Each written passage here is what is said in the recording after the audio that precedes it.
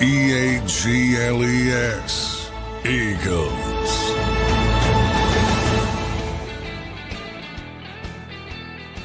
Welcome in, everybody, to a Thursday edition of Birds 365 here on JAKIB Sports. I'm your host, Zander Krause. That's my co-host, Johnny Mac, John McMullen, back with another edition of the show for you today. Don't forget to hit that like button on your way in.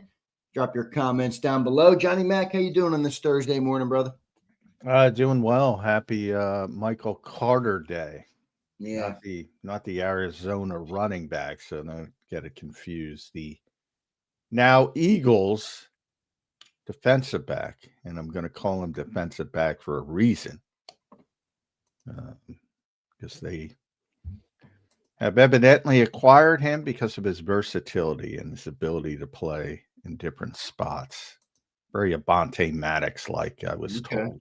It's a decent comp for him. I mean, he's played a lot of snaps, John, 2,200 plus in his career in the slot at a 2,600 total. So felt to me mostly exclusively slot. When you say versatility, you're thinking safety there? Yeah, they consider safety and slot a little bit of a mirrored position they have in this year. You remember Jonathan Gannon actually would call it that when Avonte was here, and he played the same scheme for the most part. So Vic doesn't talk about it that definitively, but you see a lot of that in Cooper's ability in training camp to play safety as well. So, yeah, they see him sort of in that style of player, and we'll see how it works out. But I don't think it's an indication that Cooper's moving to the outside full time. But it does give them more options, more optionality. Let's bring Sam Hinkie in the conversation. Hate doing that, but more optionality. So, I mentioned a couple weeks back, I don't understand why they don't sort of pick and choose depending on the opponent. Like last week against the New York Giants, well, they don't have anybody without Malik Neighbors, so you don't really have to worry about it. But, Dallas coming up, again, you have CeeDee Lamb, presumably going to be healthy, plays a lot in the slot. You'd want Cooper on him versus somebody like Michael Carter. But maybe if you're, playing DK Metcalf or somebody like that, you might rather have Cooper outside. And now that gives you a better opportunity to mix and match. Now, step number one, as I said, is he's got to earn the trust of Vic Fangio, and that's, he's coming in late in the process. Obviously, didn't have a training camp with this team, didn't have an off season, so he's got to earn the trust of Vic Fangio, number one. But Joe Douglas is in the building. Joe drafted him. Was a good player early in his career with the Jets. Got a big deal, John, in beginning of the year last year. Yeah. And then some injuries popped up over the past 2 years or so, and that's usually what happens in the NFL. Guys get banged up, and then the Jets made a trade for a nickel who's playing pretty well, and they thought he was expendable, but should help the Eagles, should help them. But I don't think it's as clearly defined as some people want to make it be as far as what his role will be. Yeah, I mean, I do think it does add, John, immediately. I mean, if you moved Cooper right now, who the heck would play the slot before Michael Carter? Now you get Michael Carter, and maybe they're not going to do that, but it feels like if they do that, at the very least, they're a little bit better positioned. I mean, assuming Michael Carter, can play well. He hasn't played great the last 2 years. You mentioned the injuries that have popped up. What do you think of the trade, though, overall? I mean, is it just a Matt trade to you? Is it a trade that, you think Cooper will eventually end up on the outside? Is it another Jacorian Bennett? Like how do you kind of view it? Kind of view it like the other trades this year that everybody got excited about that are sort of wait and see, going all the way back to, well, there's different styles of trades, but you bring up Bennett, that's this is more the draft positioning sort of kicker, not player for player like that was. But if you look at the trades, everybody made a big deal about Kenyon Green, no matter how many times. Not a big thing. Throw in wasn't that big part of that deal. It was more about moving on from CJ, getting some of the money off the books. And then the same thing with John Mechie. At the time, the Eagles, needed a body at receiver. They had too many bodies at tight end. It was clear that Harrison Bryant wasn't going to make the team. You make a trade.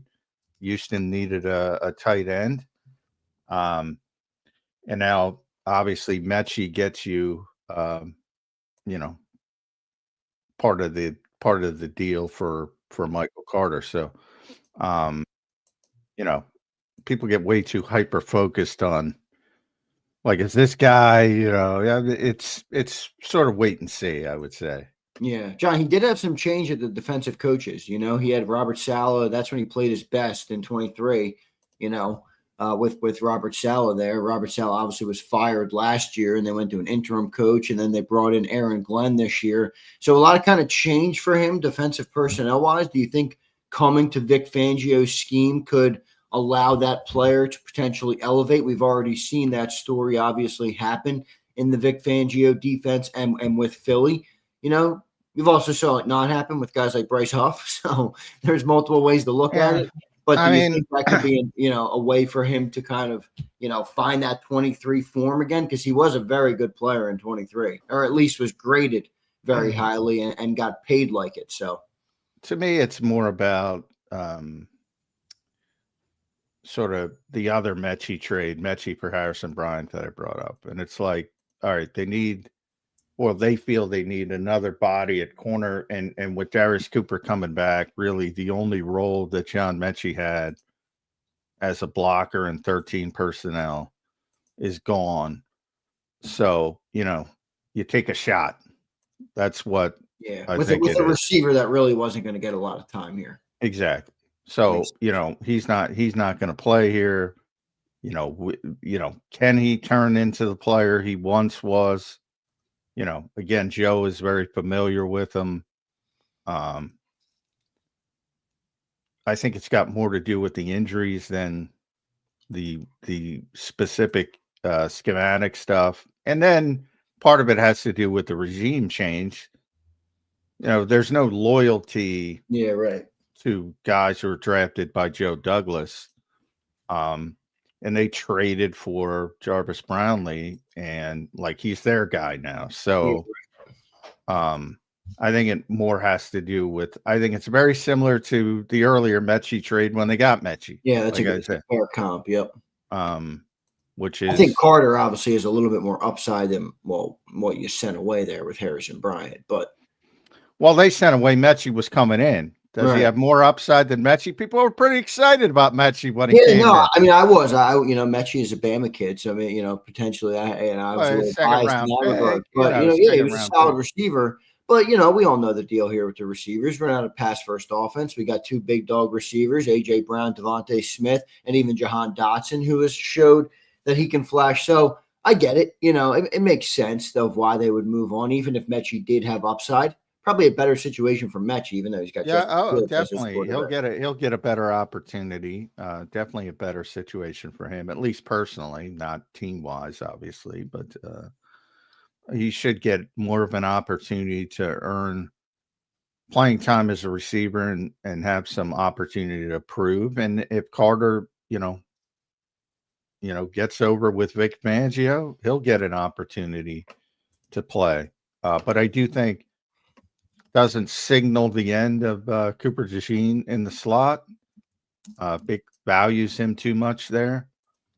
But I've also kept bringing up at some point, the business of football's got to enter the conversation as well. Right. And you can also look at the Tank Bigsby trade and from the standpoint of, look, they brought him in here to be a kick returner and he didn't do well.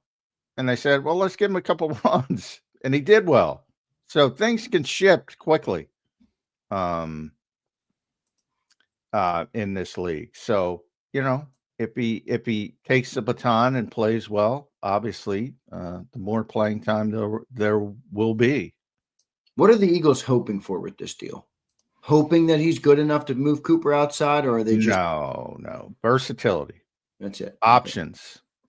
the ability to move Cooper around more. That's what they're hoping for. Okay. Well, I think they're going to get that. John, walk me through the money element of it. He waived a $5 million injury guarantee for next season in order to get the deal to go through, is what Ian Rappaport put out there. Obviously, he's coming off signing a pretty big contract. I think he was a 10-year, 30 or 3-year, 10 million per year. It was 30 million, I think 30.2 or somewhere in that range. Just at the beginning of last season. So, did the Eagles inherit that contract? Like how does that work? Because if you tell me a player's making that much money, it feels like they're going to be on the football field. Yes, they do inherit the contract, but as you mentioned with the standpoint, but you have to understand how contracts are. So, the Jets have paid the vast majority of his guaranteed money. So, that's all off the table. So forget about the 3 years, 30 million. Like, he made the money, he made the guaranteed money, whatever. I think it was 18 or 19 guaranteed. The Jets already paid that. The Eagles are only on the hook for under 3 million. And guaranteed money moving forward. So no, it's not an issue at all from a financial aspect. The Jets are on the hook for nearly all of it.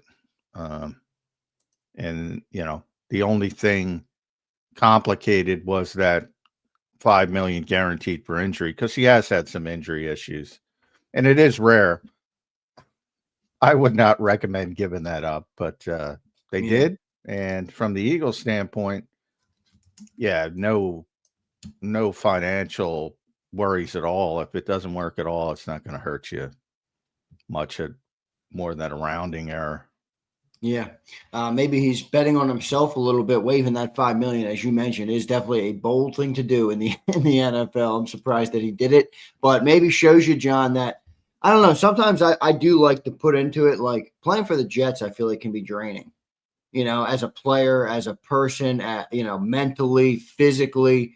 I'm wondering if he can come here kind of, you go from 1-7 to 2-6 overnight, J Mac. You're all of a sudden looking like, all right, man, I got a chance to contribute to a winning team. And I know that's not everything for every player, but I do think it is something for a lot of players who spend a lot of their career, who get a big bag of money or who make their contract, and they just lose, and keep losing.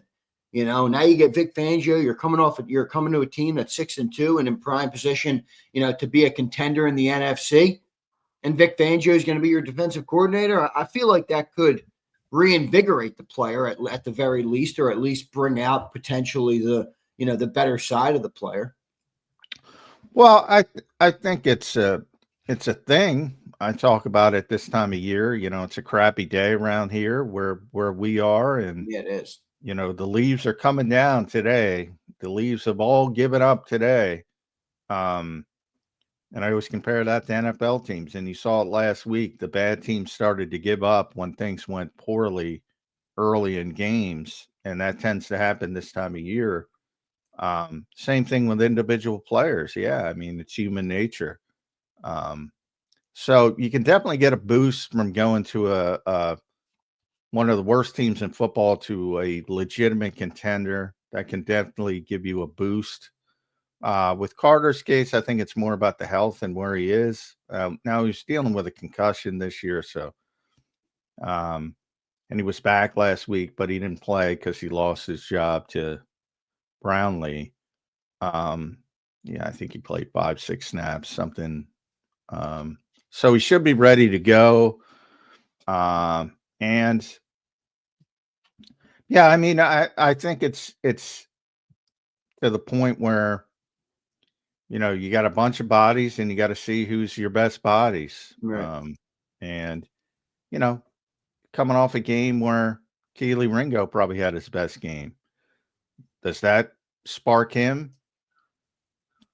A lot of inconsistency. Right. Adoree Jackson, And what he'll be back. scenario do you think would have to happen for Michael Carter to consistently be on the field for the Eagles?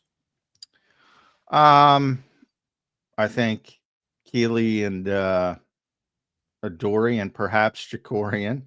All would have stink. to all stink. And it's interesting, Jacorian. I mean, like I said, at some point now you have too many bodies at corner. You might consider sending one of them out.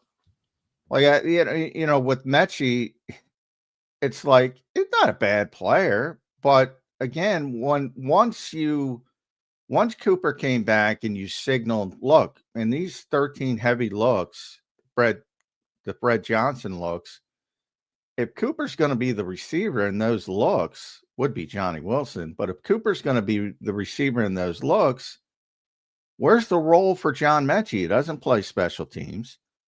They don't need him a kickoff returner anymore because Xavier Gibson has solidified that, at least until he fumbles.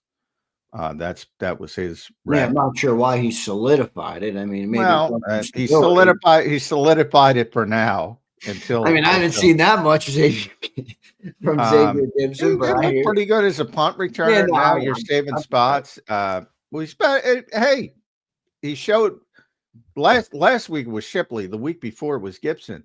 He showed more than Mechie did as a kick returner in his one opportunity. So he's ahead of them now. So you have AJ, you have Devontae, you have Jahan, you have Cooper in 13 personnel, you have Gibson on special teams. And then, you also have Terrace Marshall on the practice squad. People forget about Quez Watkins is back. I know people love that. Britton Covey as a returners on the practice squad. So if all these bodies, do you really need John Mechie and you're able to get a corner? So that's about the trade.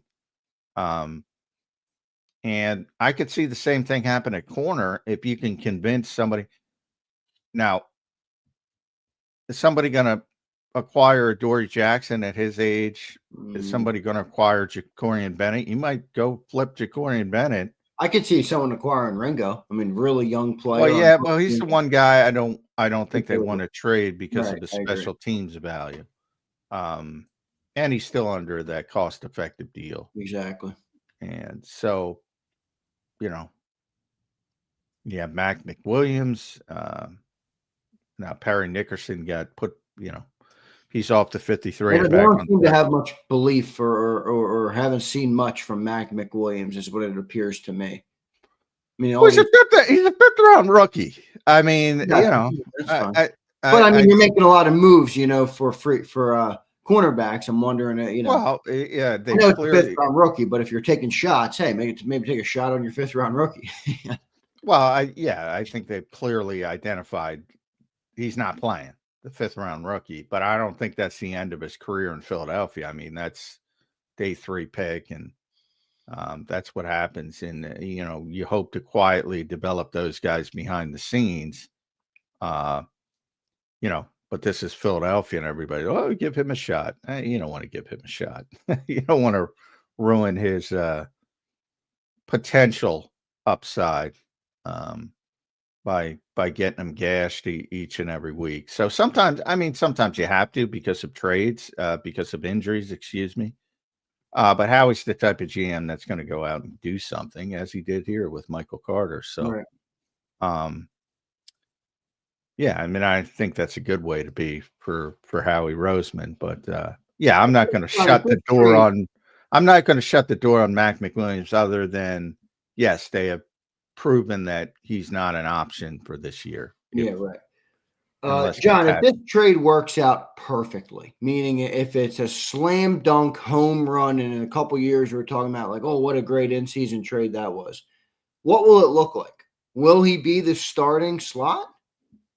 Doesn't even sound like that's really what they want. No, I think they don't, because I think, in Vic's, you talk about scheme. That's where maybe scheme does come into it. And right. like run support is a big, big thing with Vic and his nickel corners, and to have a physical guy, think about what Cooper did to Travis Kelce in the Super Bowl. To have that type of player, he really doesn't want to move him full time outside. Now, at some time, the business of football's got to enter the conversation. Right. Or the Eagles can say, no, there's nothing that prevents the Eagles from saying, you're so good, we're going to pay you like an outside corner, even though you're not an outside corner. They could do that. Probably piss off the rest of the league, but they could do that. But Vic, as he kind of explained, not kind of explained this week, it's a weird dichotomy. Sort of like I compare it to running backs on offense when everybody, running backs are devalued. Running backs are devalued. And for years they were right. And they still touch the ball more than everybody else but the quarterback. Right. So it in a lot of ways it made no sense. And the same thing with slot corner. Well, outside cornerbacks are more valuable. Well, who's involved more from a play-to-play basis? It's the guy on the interior. So it's kind of counter. Often the business of football is counterintuitive to what goes on in the field, other than, you run through slot corners. You have a difficult time finding slot corners. But if you're in a Vic Fangio scheme, slot corner is more important than maybe some of the other schemes around the NFL. Yeah, good stuff. John, a couple super chats, and then we got the man, the myth, the legend, Ric Serritella, coming up here on Birds 365. Appreciate everybody for being here. Hit that like button. We'll rattle through these three super chats and then get to Rick. Bison says, Big Hurt was with Tariq Woolen in D.C. and Seattle. Maybe he told Howie no bueno. Yeah, Tariq Woolen, who's in Seattle. A lot of people wanted him, John, and that's true. Clint Hurt was with him. Clint Hurt has not mentioned a damn word to Howie Roseman about personnel. People got to forget about that.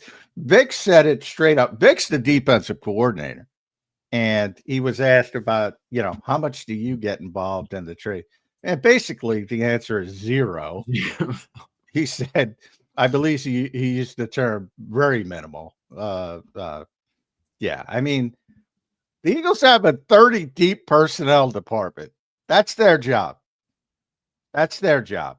Now, if they're doing their job right, they get players and styles of players the coaching staff does want, so they build the relationships. They talk about it that way. But no, Clint Hurt is not coming into Howie's office and saying, hey, don't trade for Tariq Woolen. Although, if he did, I'd agree with him. Here's JD3. I think it's a versatile move. Play a team with a great slot, keep Coop at nickel. If you play a team with a great X and Z, play Coop outside. Thoughts? Yeah, JT3 said it better than me. That's what I was trying to say with CD Lamb. So well done. But it's exactly what's going on. Good job, JD3. Latef, what's up, Latef? Halfway through the season, are you sticking with your original Eagles record prediction, or has the first half changed your mind? I think I had 13-4. And if we did the up and down, I think I went down to 12-5. So I'm we did the. I was 11 and went up to 12. Yeah. So I'm probably at 12 now because they won some games. They probably shouldn't have won. So I think they're above where they should be. But if they come out and lose to Green Bay and Detroit, I'm right on pace. Yeah, right. Might even kind of those two games are going to tell me everything about this team. And they could beat both of them. I'm not saying they're going to lose to them. I think they might, but big excitement then for those couple games coming up. Lataf, appreciate the super chat. Appreciate everybody for being here this morning. Let's go to our main man, Ric Serritella, set to join us right here on Birds 365. He joins us right now. Rick, what's going on, my man? How you doing? Good morning, fellas. How we doing? What's up, buddy? Oh, man, just listening to the entertainment, all these super fans you guys got going on. Buckle up, hunker down. Yeah, no beach videos today. The crappy day. Yeah. Beach season is over, unfortunately. Maybe not. We'll get some nice days here and there, but good to see you. We'll start, Michael Carter the second. Not the Arizona running back, the cornerback, Joe Douglas draft pick a couple years ago. So the Eagles have a lot of familiarity. What do you think of him as a player, Rick? Well, I think he adds some depth and versatility, right? He struggled a little bit, I think, this year. He's got picked on a little bit, but a guy that's experienced and I think more importantly, wants to be here, his desire to win. And how many times do you see players give up, $5 million to join another organization, I think it speaks to, one, just what a dumpster fire the New York Jets are, but two, this guy's passion and desire to win, to leave that money on the table, bet on himself, and come join a winning organization. I think that's the kind of player you want inside of your locker room. No doubt. Rick, you always have an advantage with some of these players because you start with them early. You know, you do the NFL Draft Bible, you do all of those things where you prep and prepare for these players, which I think is a unique way to, to follow the league, is to have you just know all the players coming in. He went to Duke. What do you think of the player in terms of a fit with Vic Fangio schematic wise? Well, again, I think he's going to add some flexibility. You could stick him outside if you need to in case of more injuries occurring, but I think he's going to be a nickel corner there, provide some more stability, some options. I think the other thing that's interesting is just the experience, right? He brings, I think, 25 games started under his belt, been in the league. He's a veteran, knows how to prepare. So I think he's going to provide a veteran presence in that scheme and fit very well, actually. I think it's a nice little boost here down the second half of the season. And really, you want to get them caught up schematically, right? There's going to be a little bit of a learning curve, but by the end of the season, when playoff time comes around, when the games truly start to matter, I think that's what you're looking for here. What do you over the years, and I think it's changed a little bit, especially with the new era of GMs in this league, Rick, where are more willing to make deals. You have more of a baseball or basketball mentality. But I think at the end of the day, it's not a sport like baseball or basketball. It's not a plug and play sport. So when you come into a situation after the Eagles have played 8 games and you don't have an off season with the team or the coaching staff, and you don't have a camp with the team or the coaching staff, it's not like you can just show up November 10th and say, all right, he's ready to go. Like you can get a hitter in baseball, Rick, and put him in the lineup. All right, he's batting 6th, either perform or not. In football, you got to get these guys caught up. How valuable do you think, not just the Eagles and Michael Carter, but all over the league, how valuable do you think these midseason trade acquisitions generally are? Well, I mean, Michael Carter is not going to put the Eagles over the top, right? It's not a difference maker type of player, but I do think like Les Snead kind of has been at the forefront and innovator of giving up draft picks or making in-season trades and going, as we call it, all in. And you saw the Rams bring home the Super Bowl with some mid-season acquisitions. And I think you saw the influx of younger general managers enter the league. And these guys are willing to wheel and deal. And they're not as guarded as previous years or eras where, you rarely, like, I remember the NFL trade deadline. Sometimes years would go by. There wouldn't even be a trade, nothing, right? Yeah, You could count on one hand how many trades. And now here we are, a handful of trades on one day that occurred. I just think it's, the new way of doing things in the NFL. But to your point, like baseball doesn't have a playbook. They don't have schemes. They don't have, you go to different teams.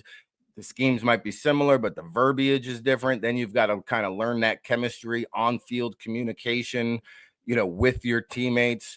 And we saw Gardner Johnson be able to come in and do that a couple years ago. So Carter, I think, is definitely cerebral enough to do that.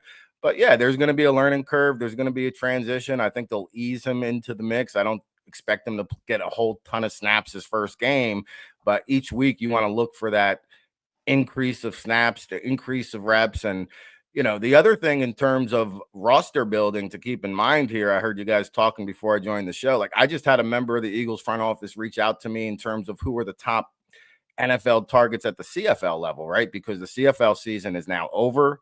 They're in the playoffs. A lot of those players will be free to sign with NFL teams soon. So the Eagles are covering all their bases. They never leave a stone unturned. And again, Howie Roseman has kind of adapted the Les Snead aggressive mentality, making in-season trades constantly. I think the best general managers in football are constantly looking to turn that 47 to 53 bottom of the roster. There's always room for improvement, right? And a lot of strategy comes involved with special teams with those guys as well. So I think that's the other added factor or element you got to take into equation there. No doubt. Ric Serritella here with us on Birds 365. Make sure you guys follow Rick at Ric Serritella. Go to allaccessfootball.com. Rick, we're at the bye week, brother, for the Philadelphia Eagles. They're 6-2. Some ups and downs with the team. You see the offense. 1 week, it's Jalen Hurts is a perfect passer rating. The week before, he doesn't complete a pass in the second half. The running game can't get going. And then last week, they run for 270. A lot of highs and lows with this team this year. What is just your kind of overall perspective on the Eagles at 6-2 at the bye? Yeah, I haven't been as concerned as maybe some of the media has been throughout the season with the roller coaster ride, the ups and downs. I think the offensive line has struggled a little bit more this year than in recent years. Obviously, injuries have taken a toll on this roster. And then you talk about the free agent defections. And I think I was on before the season started. We talked about where's the edge rush going to come from. And, they brought in Darius Smith. He gets hurt. They try, Uche has been kind of hit or miss. And so, now they're talking about maybe Brandon Graham coming out of retirement. They definitely need to inject some more pass rush to the defense. I know a lot was made about, the passing game didn't get going early on, or Saquon Barkley, who I couldn't even expect him to come anywhere close to replicating the season that he had a year ago. I mean, that's a season for the ages. And we've seen the track record of 2,000-yard backs. A lot of them have broken down, and Barkley hasn't broken down. The offensive line hasn't been as good, but I think, how they've used them, you've seen some other backs in there kind of mixing and maybe taking some of that workload off of Barkley. I think everything the Eagles are doing is geared towards the stretch run. So let them have their bumps and their egos bruised, and I didn't get the ball thrown to me. And we've seen all this before, right? And I think it's a testament to Nick Sirianni's control over the locker room and his ability to manage big-time personalities in a big-time market.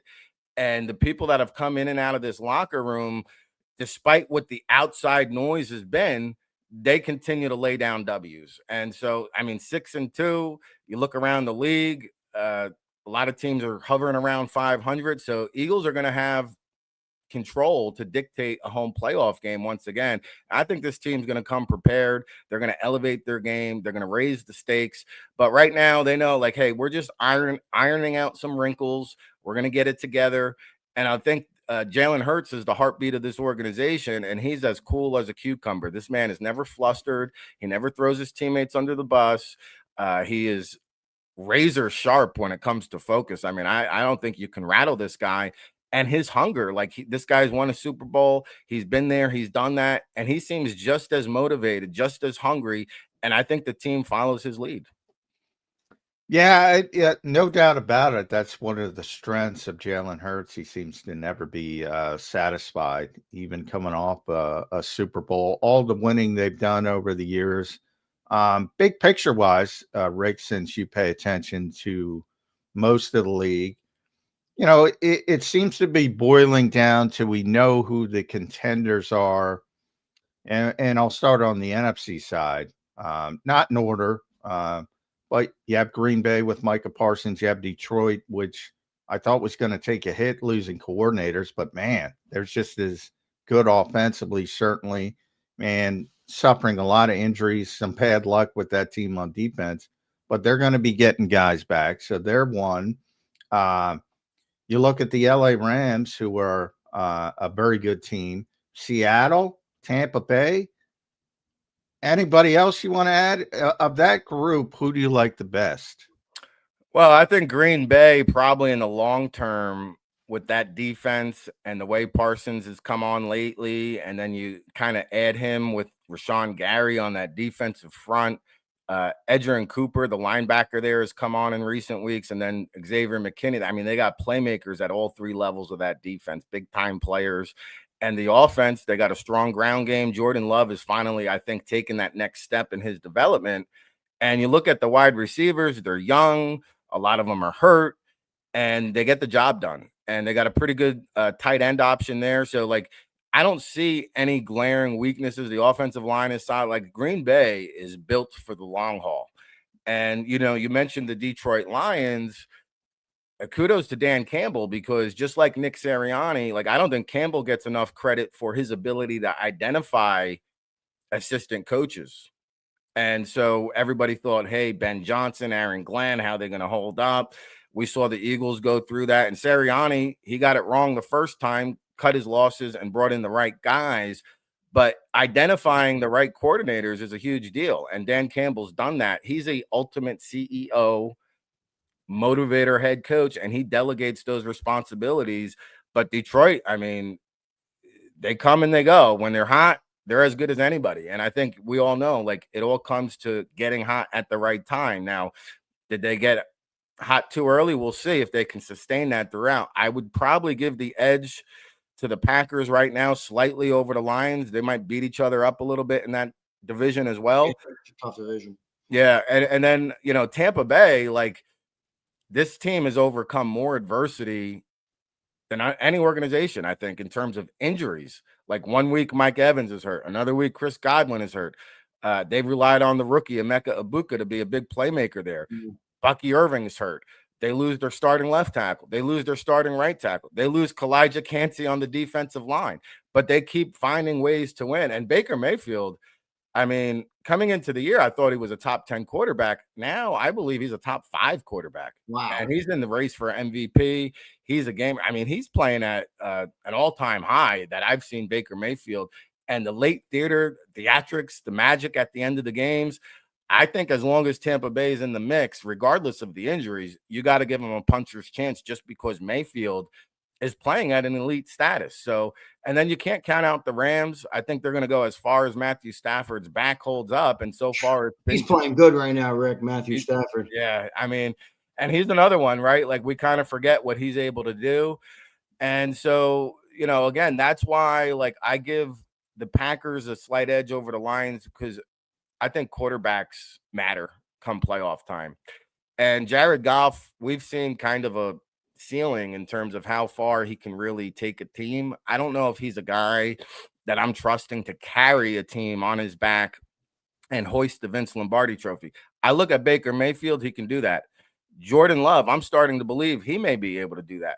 Matthew Stafford, we already know he can do that. But in terms of contenders in the NFC, I would think those are the handful of teams. I'll say this about Jared Goff, Rick. You better get him off platform, because if he's got time to throw, you're screwed, man. That's the most accurate quarterback in football. But to your point, if things get muddy, those guys can make something out of nothing. And that's like the give and take. But Detroit, man. Penei Sewell, by the way, if they would never do it, and I have an MVP vote, and we never vote for guys, but man, he should be in the MVP conversation. He's unbelievable. He is unbelievable as an offensive lineman. He's such a monster, right? Yeah. And you know, Zander was talking about, like, I follow these guys from their college level days. And so when I was with the NFLPA Collegiate Bowl representing the hoodie today, I went out on a West Coast trip. This is back when Justin Herbert was there, and they had a offensive line loaded. When I tell you, all 5, even the backup offensive lineman was on an NFL roster. They had about 4 or 5 draft picks, 6 or 7 guys on NFL rosters. And I remember pregame being down on the field, and Penei Sewell, I think, was probably still a freshman or a sophomore. And I said, who is this beast? And he's bullying his own teammates. And they're doing, you know, the offensive line is out there doing the pregame warm-up, and he's knocking his own teammates on the ground, right?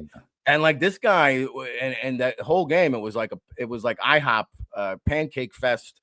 And I was like, I just came away so impressed with Penei Sewell. I was like, this guy is going to be a top player for a very long time. But you saw it early on, and his edge, he's got a chip.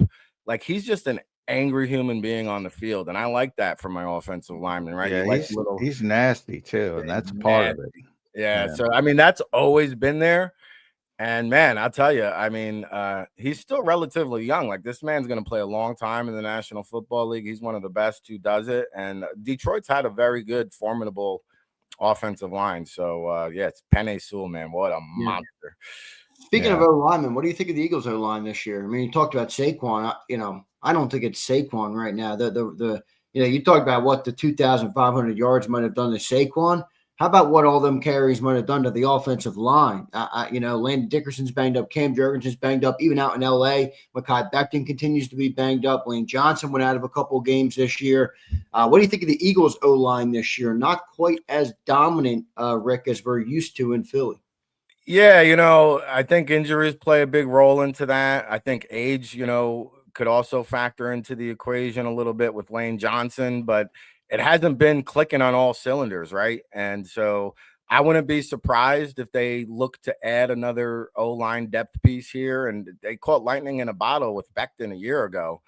And so I don't know if they have that kind of reclamation project on the roster this year. It's been, a little bit bumpy, and more interestingly, you're seeing now teams try to defend against the tush push in unique ways, right? Yeah. So I haven't seen that before. And so I think we're going to see more of that. And I think the tush push has been the most controversial play in football over the last 2 or 3 years. And I think it's become even more controversial this year because of the offsides that isn't being called, and you're not allowed to challenge. Right. And to me, that's like the biggest takeaway when it comes to the competition committee this year. And I hope they don't do away and ban the tush push, because it's a football play and other teams can't execute it as well. But the fact that you can't challenge an offsides call, I think that rule at least needs to be looked at or tinkered or changed, because, I mean, in a way, it is a competitive advantage if you can learn how to master that. So I think that's been an interesting wrinkle, but, I believe in them long term. I think they'll get it together. Stoutland University will fix any iron out any mistakes there. But it hasn't been as good. But I mean, this has been the best offensive line in football the last 5 years. So I'll give them a little bit of leeway to get their act together. I'm not going to panic halfway through the year here. There's a lot of road on the runways to go. I hate talking about the tush push, but since you brought it up, I've been thinking about this, Rick. And I don't like the college aspect of the games are 16 hours long. They stop plays too much. But if you want to get it right, why can't the NFL just adopt what college does? They look at the play. They got the sky judge. If they saw what happened in the game last week, which was a clear fumble, no offense, Eagles fans, but Giants got screwed. Hurts fumbled on the tush push, but they had called the play dead, and they lean on these rules. You're looking at some plays, you're not looking at other plays. So if you don't want to ban the tush push, you better damn well get a sky judge who can buzz down and say, nope, we got to take a look at this and get the damn play right. And then you don't have to ban it. But until they do that, the officials on field can't officiate it, right? Bottom line, they can't officiate it. And if they can't, you got to get rid of it.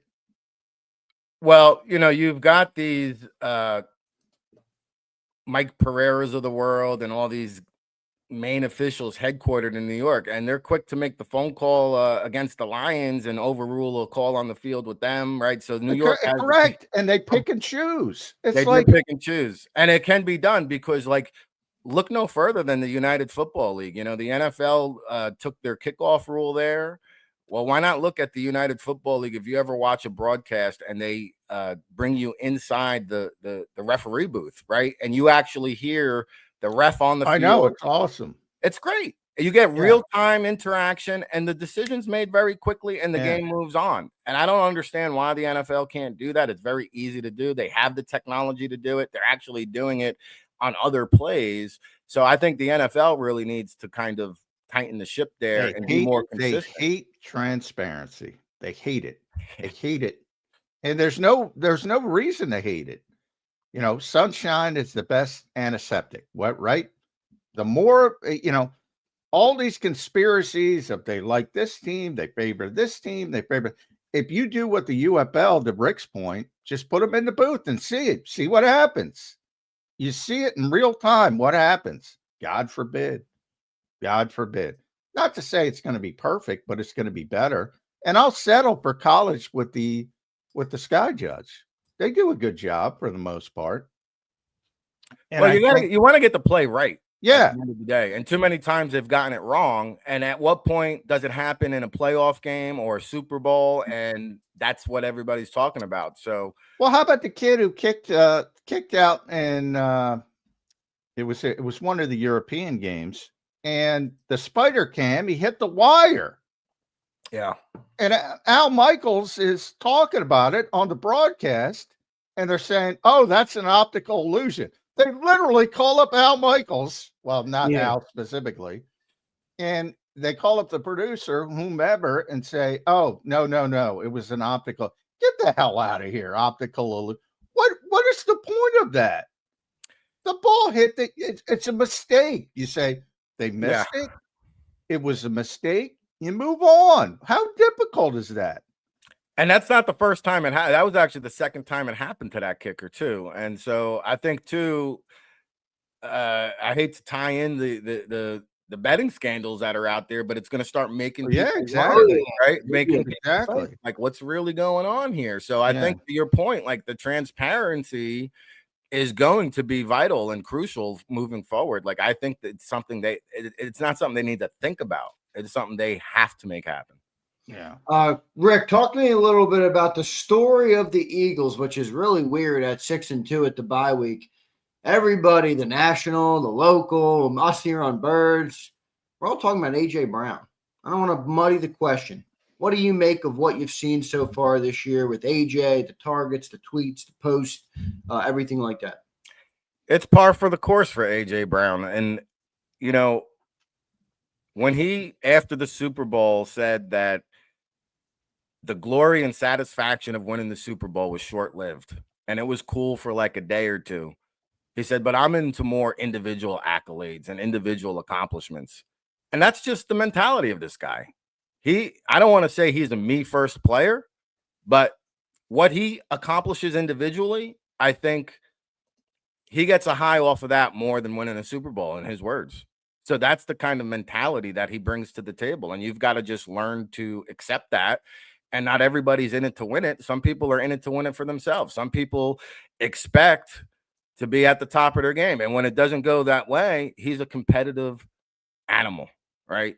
There's a reason why he's one of the top at his positions, arguably the best, right? If he was on another team and got more targets, he'd be talked about more as the best wide receiver in the National Football League. He's a man-child. He's a man amongst boys.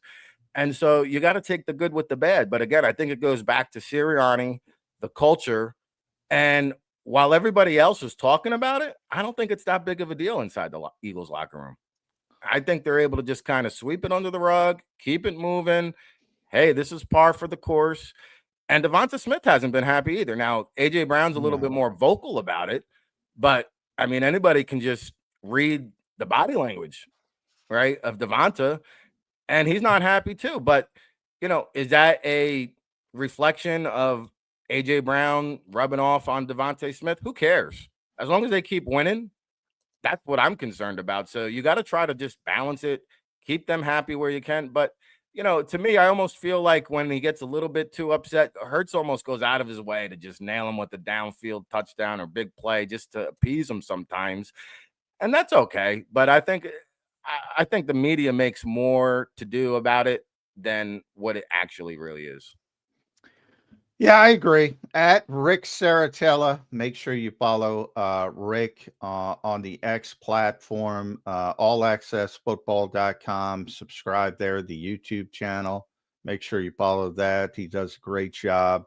All 32 NFL teams. I do want to talk about some North Jersey football with you. I think it's funny, you know, when I say New York football, all the people that hate the Giants and the Jets say it's Jersey.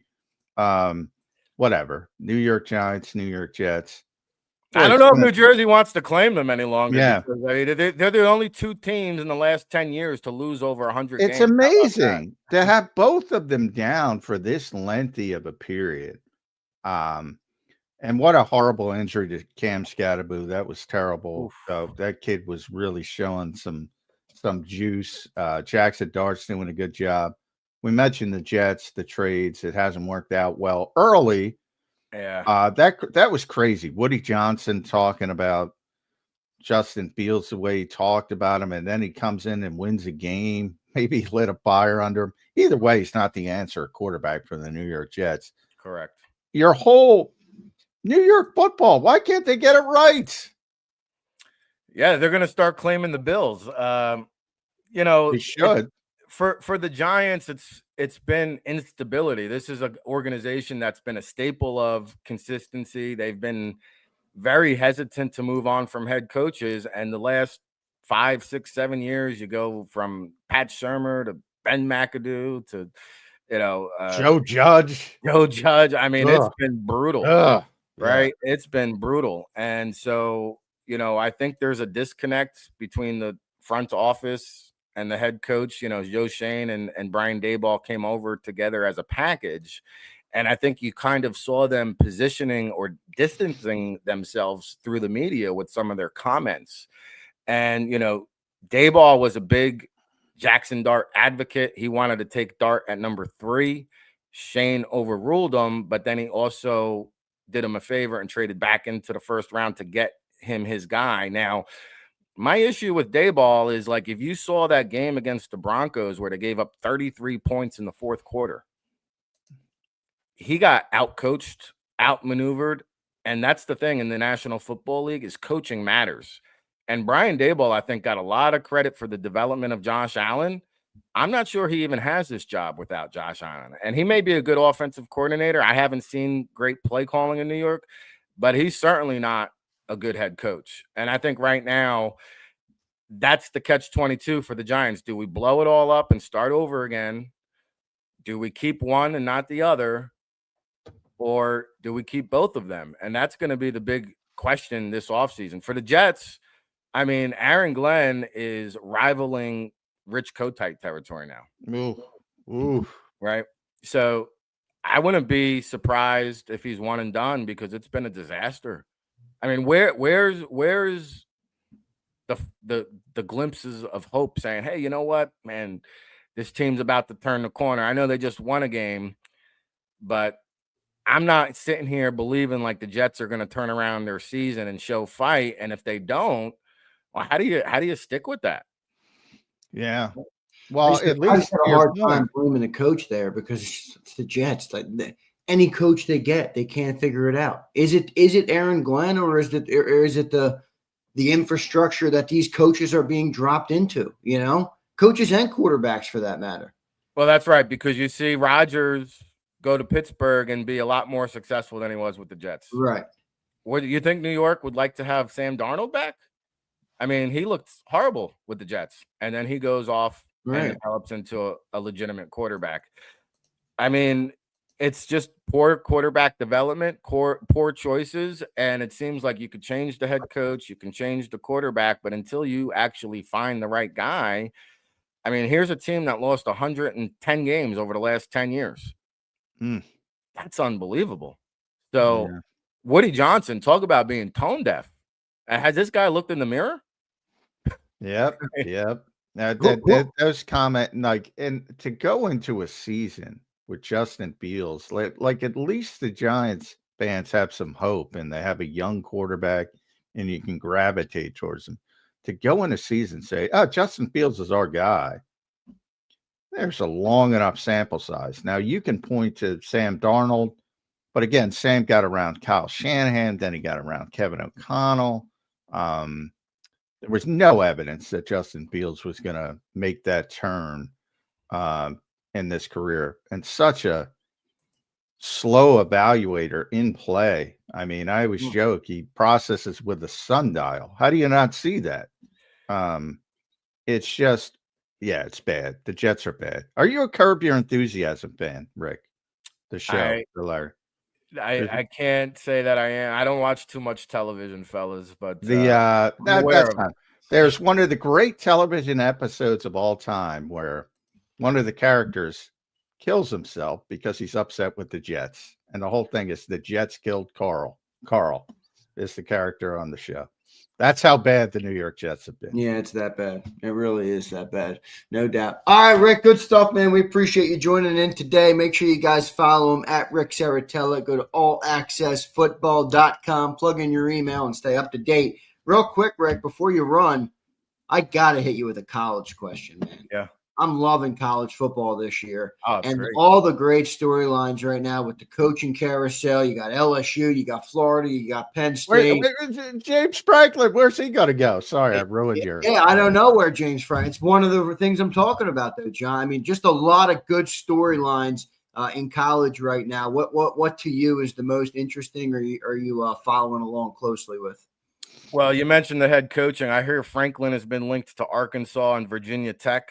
Those two make sense to me with Franklin. Yeah, so we've never seen anything like this in college football. The landscape has been turned upside down. You've seen it's a race for NIL money, and if you can't deliver, well, Brian Kelly, we're going to pay you $54 million to walk out the door. That is crazy. James Franklin, $49 million. How about this? Scott Woodard, the LSU AD, is responsible for hiring Brian Kelly with the $54 million buyout. He also hired Jimbo Fisher in Texas A&M, who had a $73 million buyout.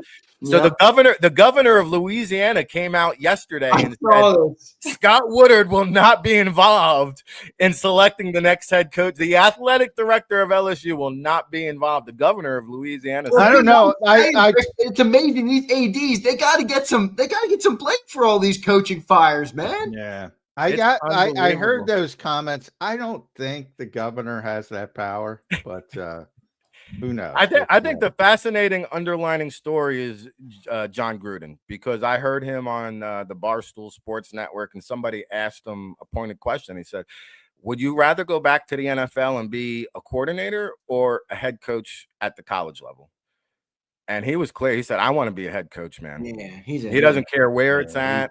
He's ready. I'm watching film in the dark around the clock, preparing for the opportunity.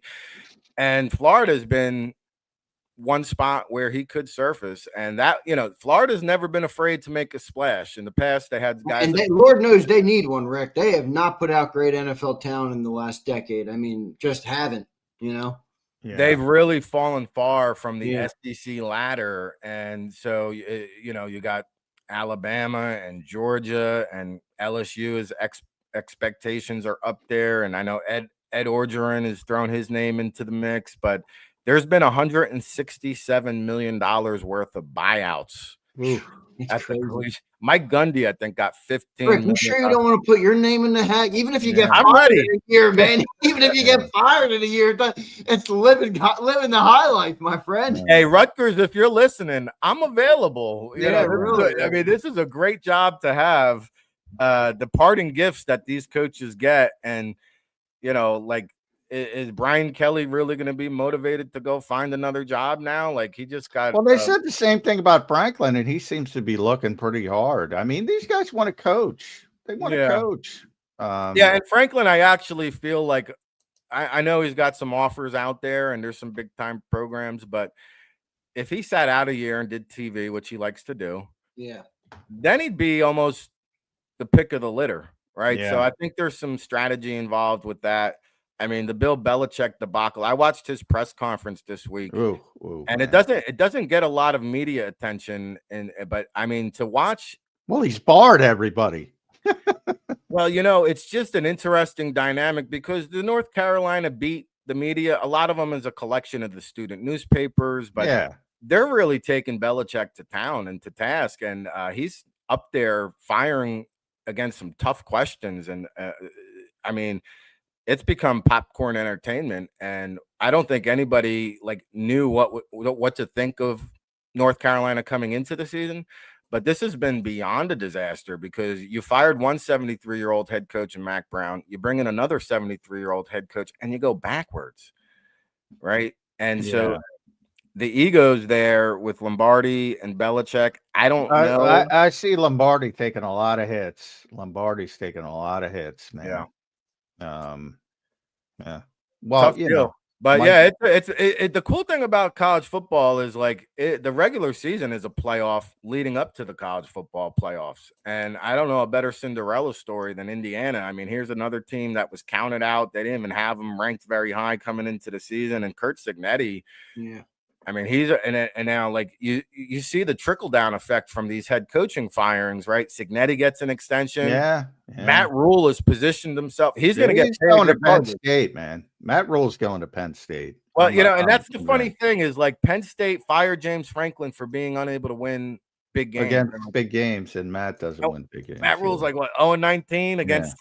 Yeah. I mean, but now follow the tea leaves. The AD at Penn State is the same AD who was at Temple when Rule went back-to-back 10-win seasons at Temple, which never had been done in the history of that program. So there's a personal connection there, but then you got to look at Adidas, who ponied up a lot of that $50 million buyout. Like Adidas is going to have a say in who that next head coach. Yeah, that's lovely. Give the board of Adidas hiring that's going to work out well. I mean, geez. College football is a mess from the NIL standpoint, but I will say what I enjoy about it is it gives teams like Indiana an opportunity to compete with the blue bloods.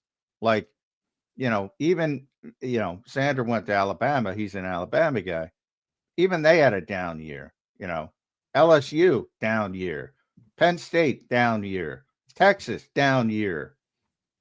You can compete now, whereas in the past, now you're not competing with those guys. So that part of it I like, but most of it's like the wild, wild west out there. Yeah, it really is. Rick, what do you think is the best job? LSU? Probably, right? I would have to say LSU because you have the best resources.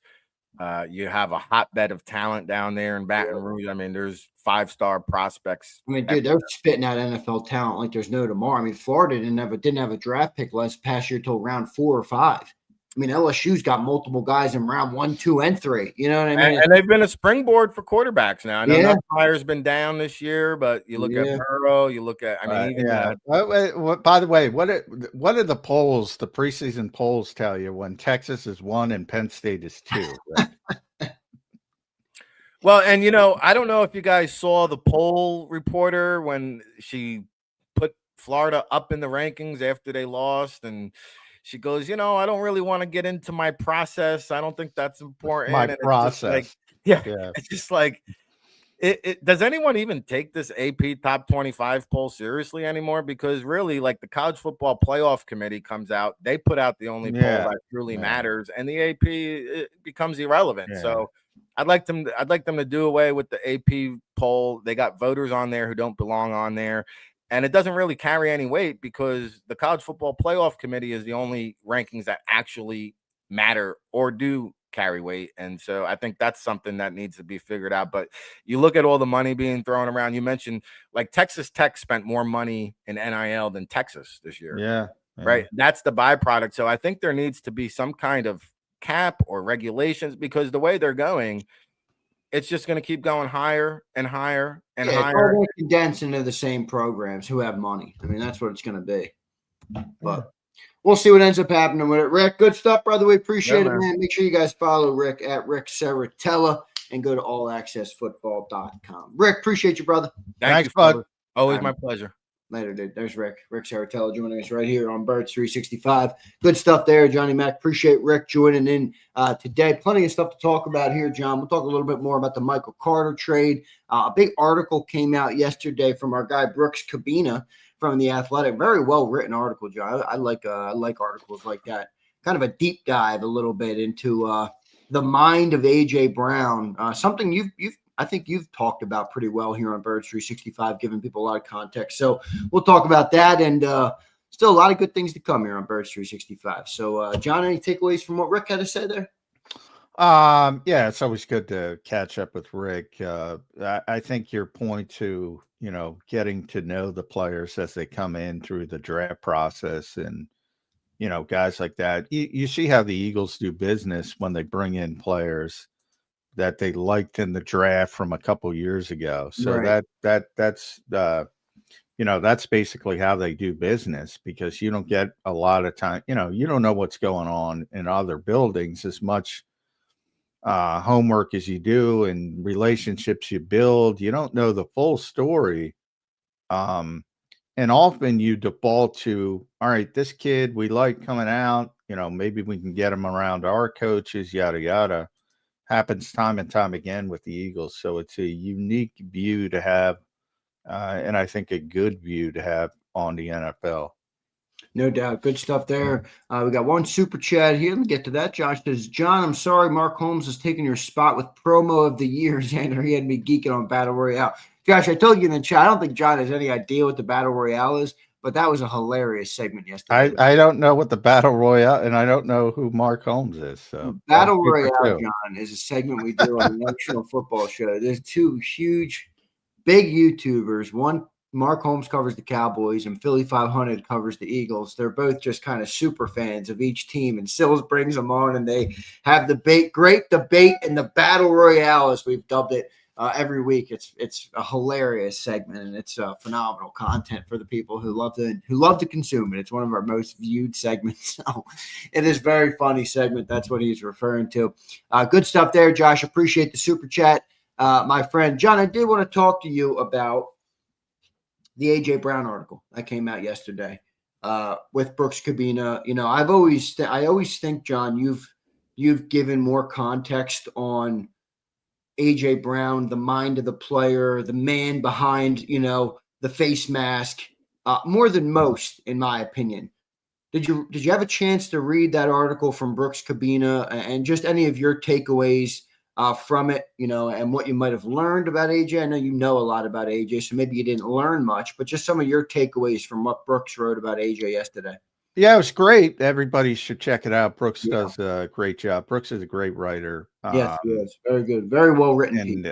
And, part of which I'm jealous of, I say all the time, certain, the time to do something like that, which you don't get a lot, and the Athletic provides it. So they did a great job. Brooks did a great job.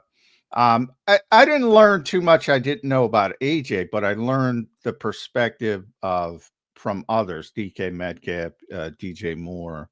That's where I learned, sort of about AJ and other people's eyes from the people that were close to him as he sort of grew into the player.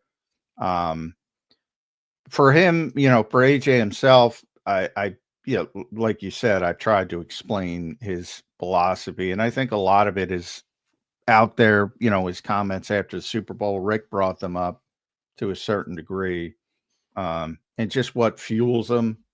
And I don't like, Rick kind of fueled it, and I think most people go in that direction. I'm not criticizing Rick because I think most people go in that direction. They see it as he's about me more than the team. Yeah, I don't saw it. Yeah. I don't think it's that. I think it's about he wants to contribute. And he's fueled, yes, he's fueled by dominating the player he's going against. And that sort of is the closest thing to satisfaction he gets. But I don't think it's about personal accolades or other than just like everybody else. Yes, of course he wants to be in the Hall of Fame. Of course he wants to be an All-Pro. Of course he wants to be this and that. Everybody does.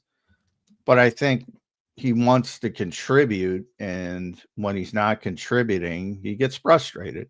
I mean, but I think he plays a position that there's this reputation around because of others, and people just dump everybody into the same category. And I think he's a deep person, and I don't want to say because football players and some are deep. You go to the offense. I say, no matter what locker room you're in, I guarantee it, that the offensive linemen are the most interesting. It always works out that way for whatever reason. But he's very deep. He's very cerebral. He's very contemplative. He's very which you don't see a lot of. A lot of it's just a job or it's something they've been good at, and that's it. There's not a lot of depth to it. Right. He's very complicated person. And I think Brooks tied together some of his youth, some of his trust issues, some of his, struggles with mental health, which he's been honest about. Um, but what I got from it was that like I said, the people who are close to him, and I think that he's got a lot of work colleagues. Everybody likes him. He's one of the most popular people in that locker room.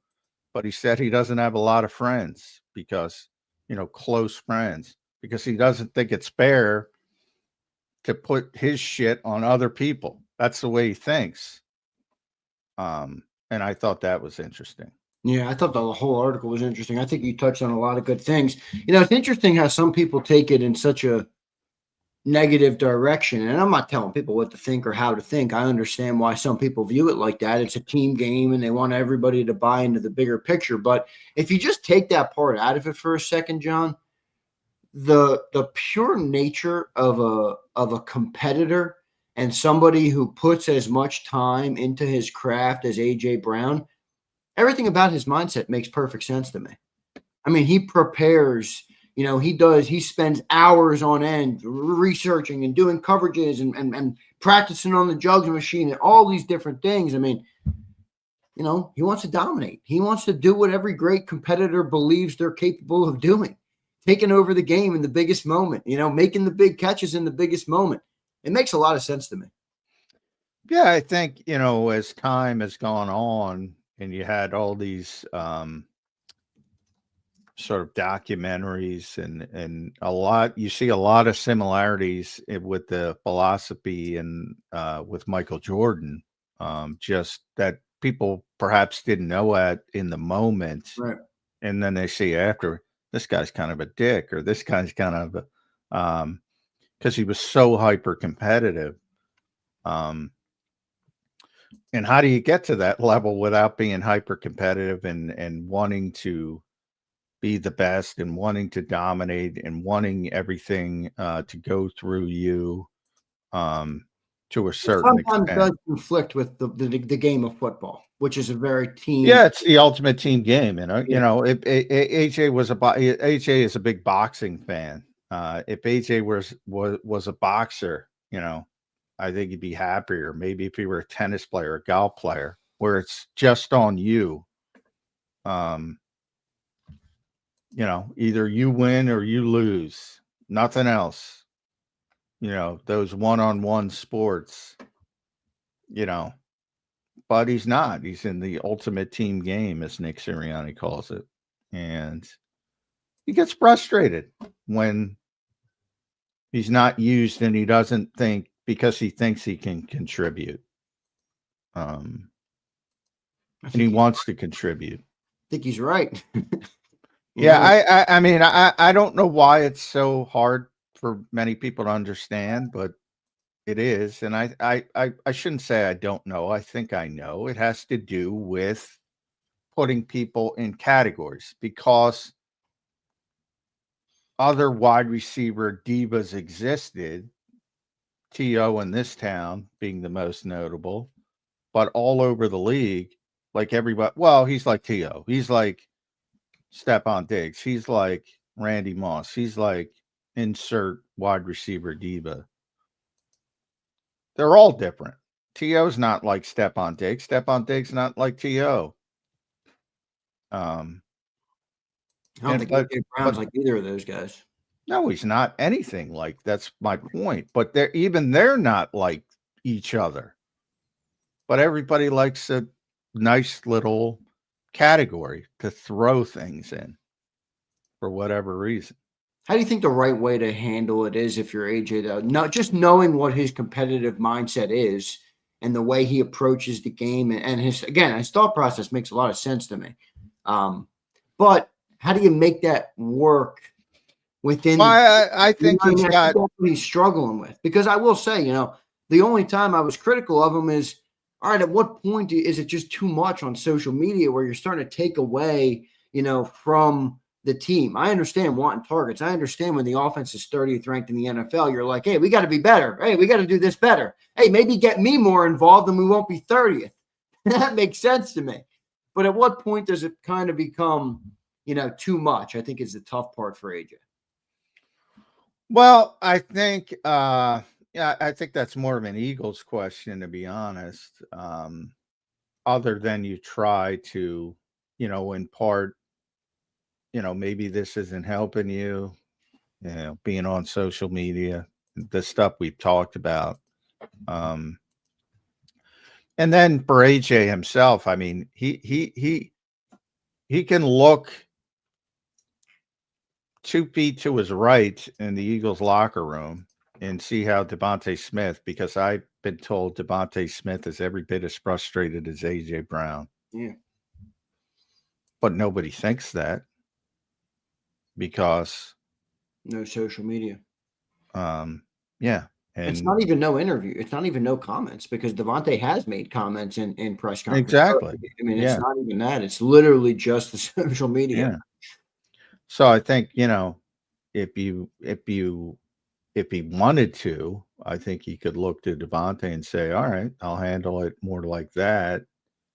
And everything should be fine. But maybe not, because it's already toothpaste is out of the tube, so to speak. So but yeah, most of it's the social media stuff, and that's easy to unplug. If you really want to do it, it's easy to unplug. But Do you think any of the social media stuff is because the team maybe doesn't listen to AJ? Like, I think this team is a weird. And yeah, it's okay because I they've been think successful, but John, they like to control the narrative. They don't like to be told what to do. This team, they're weird about it. well, to be perfectly blunt, I think it's overrated that they listen to anybody. I agree, but they do. Like the mentality. See, I don't think they do. Like, I can't tell you how many times I was told, how overblown that Lane and Jordan bullshit was last year at the bye week. Coaching staff wanted to do that. Yeah, I'm talking about the organization, even above the coaches, though. But I mean, that's I legitimately had a call. No, like we just got a comment earlier in the show about the trade market, Clint Hurt and Tariq Woolen. Nothing, zero. Clint Hurt has no impact on it whatsoever. well, And that I'm not being facetious. 0% impact. And by the way, I'm not saying that's wrong. That's how an organization should be structured, I think. These guys, it's not your job. The offense is Nick Sirianni's job and Kevin Patullo's job. And, everybody, Jeff is the running game coordinator. Justin, Mike, everybody's got their role. That's their job. The player's job is to execute the plan. That's their job. That, again, the personnel, that's how in his staff's job. And they hand the personnel off to the coaching staff. It's a very structured organization. I don't think that's a bad thing. So I think there's this perception that certain people get listened to and certain people don't. You've heard Jalen Hurts with comments of, Yeah, he wasn't too happy about the Patullo hire back after in his press conference, not before Patullo was hired. When they I don't think he was unhappy with that. No, but he did have an interesting response to it. But from the on-field perspective, at times he will give those little hints about, basically you do, what you're told. That's what it is. And that's what football has become. And that's the guy with the most autonomy on the field because he has to be as the quarterback. That's out of necessity. But as I said, you have certain coaches that don't even want quarterbacks with autonomy. They want you just to run what you're told. Well, everything that Nick says would insinuate he's the opposite of that. Well, yeah, a lot of that is performance. AJ Brown, somebody who's as dominant as him, and you don't think he should have any commentary on what the offense like? That doesn't even sound smart. No, it's not any commentary. I'm saying, But that's why I think part of me thinks that's why he goes to social media. No one is debating. Like, I get most of my info on the offense from the players because the coaches are so clamped up.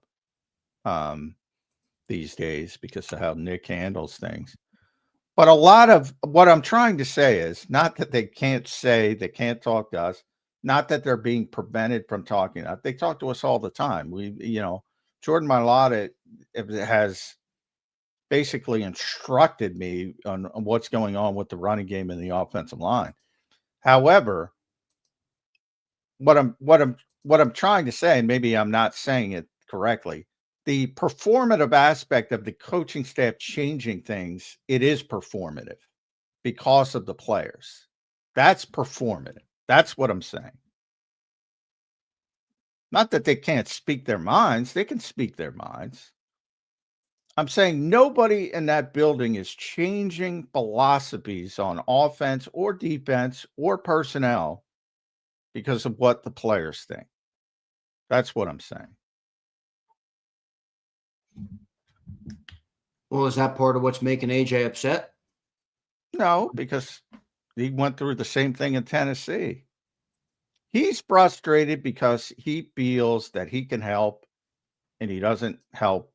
Yeah, and I don't think he doesn't say that to them. That's my point about social media. Well, I'm sure that's not what I'm saying. I'm saying he's not prevented. They all can talk. They're all asked the feedback.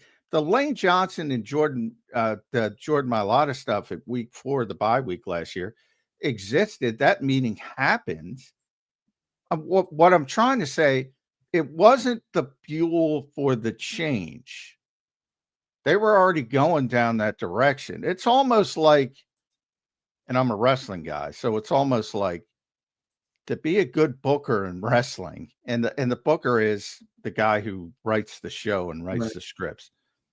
To be a big booker is to make the fans think they want what you want. But you want to go in a certain direction. And when you hit, you make a lot of money. Right. And the thought is, well, the fans like this guy, the fans like that. No, you want to steer them to think because you want to push the most marketable people. So that's how I look at coaching. It's like you want to steer the players into buying into what you want accomplished. And sometimes it doesn't work. But what I'm saying is they are not the impetus for change. Yeah, that makes sense. Nor can they be. That's a bad way to run an organization. I mean, that is a bad way to run an organization. That doesn't mean you don't want feedback. That doesn't mean you don't listen to them. But, the buck's got to stop somewhere. And you can't just say, and again, one of the good problem aspect of having so many good players, that's a good problem to have. You always hear it. Well, also everybody wants the football and everybody wants to be involved and everybody wants to help. So the buck's got to stop with somebody, and it's not going to stop with AJ Brown. It's not going to stop with Saquon Barkley. It's not going to stop with Jalen Hurts. It stops with Nick Sirianni and Kevin Patullo. And it should. Do you personally think AJ should be doing anything differently? Do you think it's trolling in the social media? Do you think it's all a whole lot of nothing? What is your personal opinion about the way AJ has gone about it? Well, I've said pretty consistently he should wean off social media as much as possible. That's it. That's the only thing I would recommend. Because that's what gets him in trouble. Nothing else gets him in trouble. And I don't even know if you want to call it trouble. But no, it creates the narratives though. I mean, when you're getting players asked about someone's post on social media, that's when I think it's something that's going to have to be addressed. And it has been addressed multiple times. But again, it's not, a dictatorship. It's not an authoritarian government. Yeah. I mean, he's allowed to do what he wants to do. Yeah, well, every player does have a conduct detrimental to the team clause in their contract. That's not for mean tweets or even I get it. I'm just saying tweets. No, you're not winning that argument in an arbitration. Contract detrimental to your team. That is a very high bar. and there was no tweet in the world.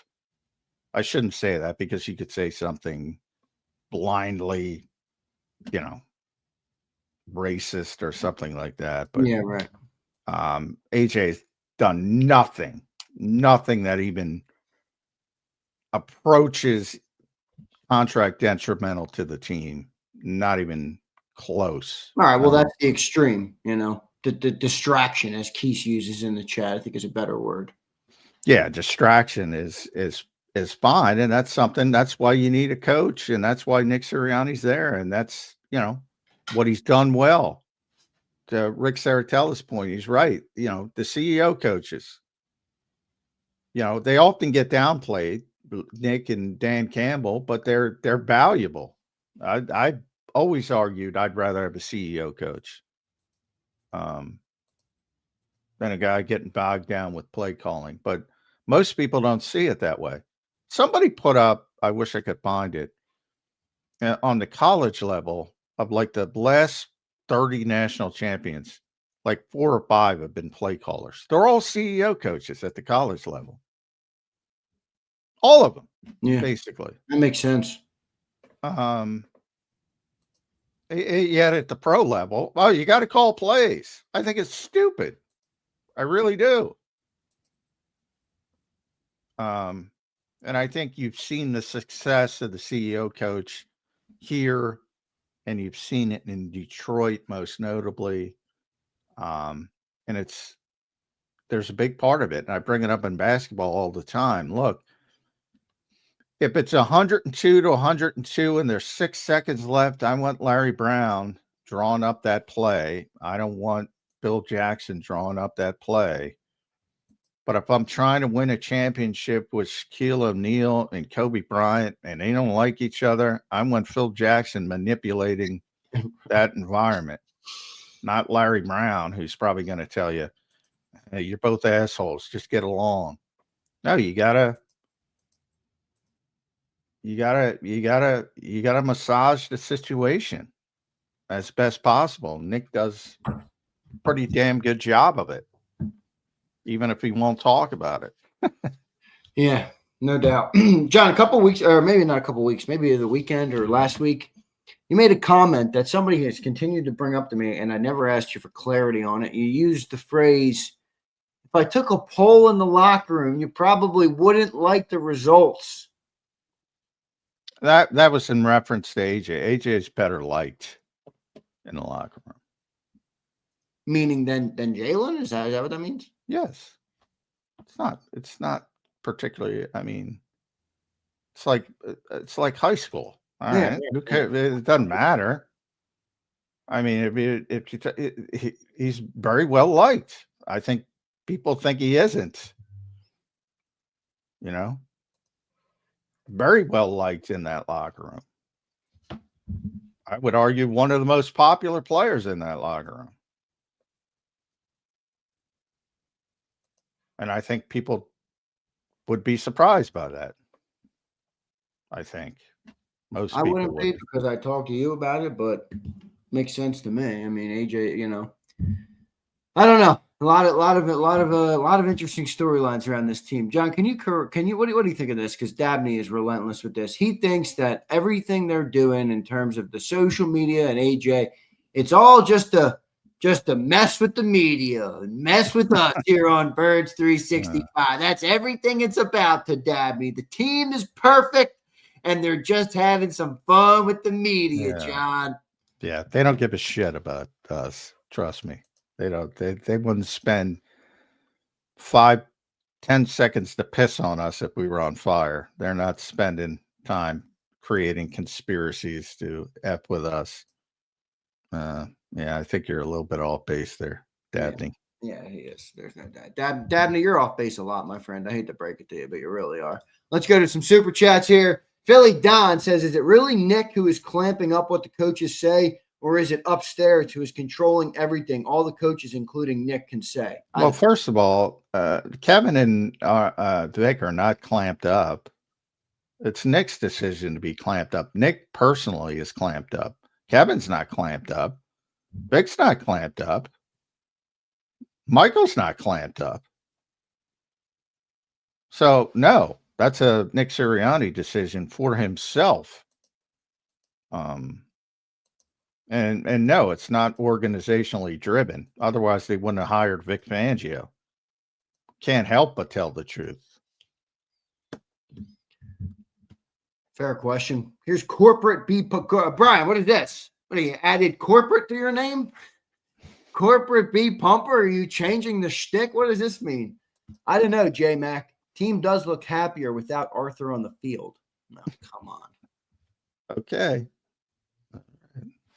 I don't know. That isn't play versus the fucking New York Giants, and everybody's ready to say get AJ out of here. But come on, man.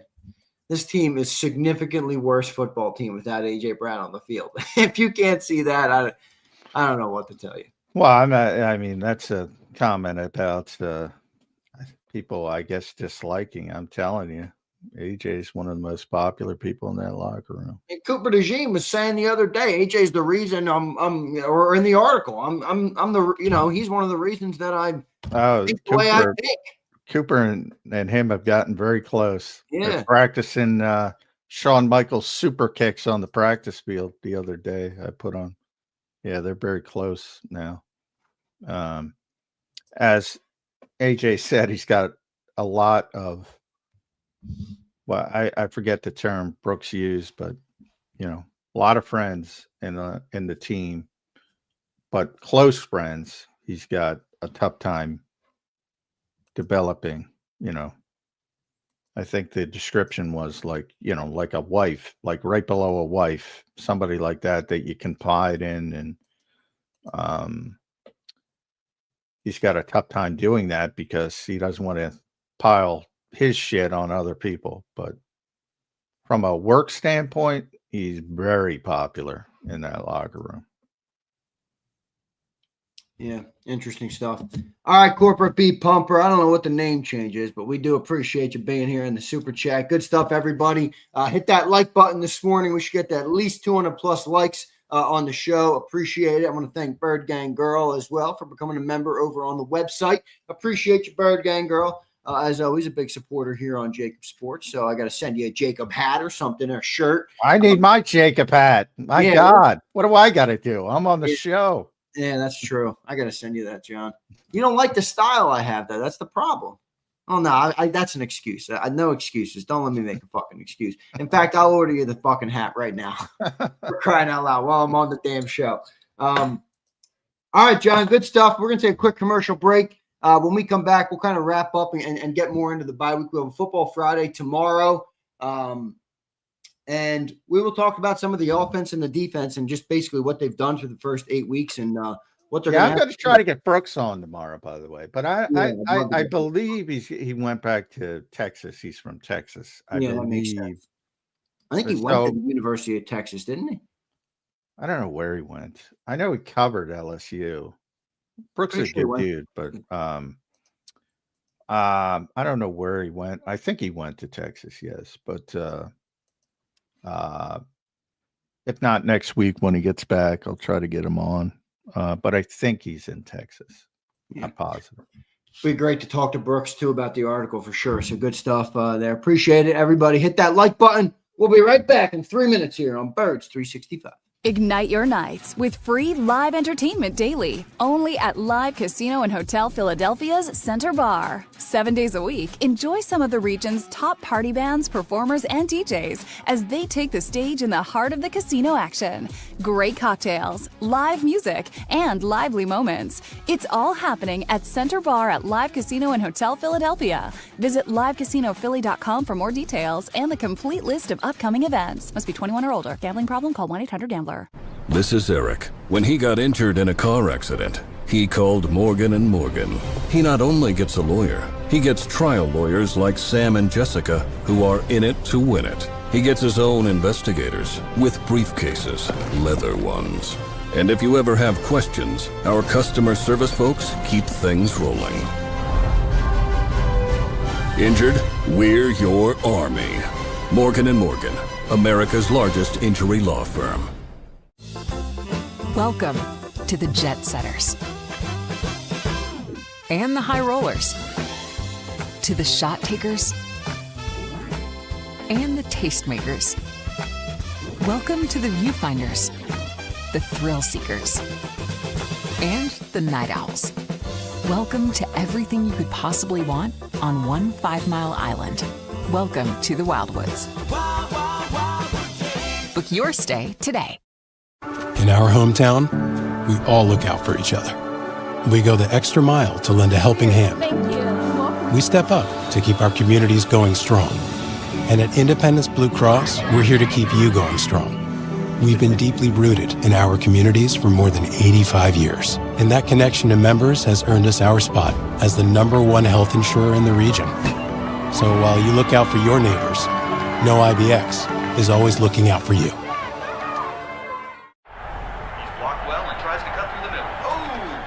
Your gut says Miami is going to win, and you should take the over. Your gut also said your NFT selfies would only go up in value. They didn't. But your head is on Sports Grid and knows the QB is in concussion protocol. The backup has a 45 QBR against the zone coverage. The New York D has the most sacks in the league. So yeah, trust your head. It's smarter to be on Sports Grid. EAGLES. Eagles.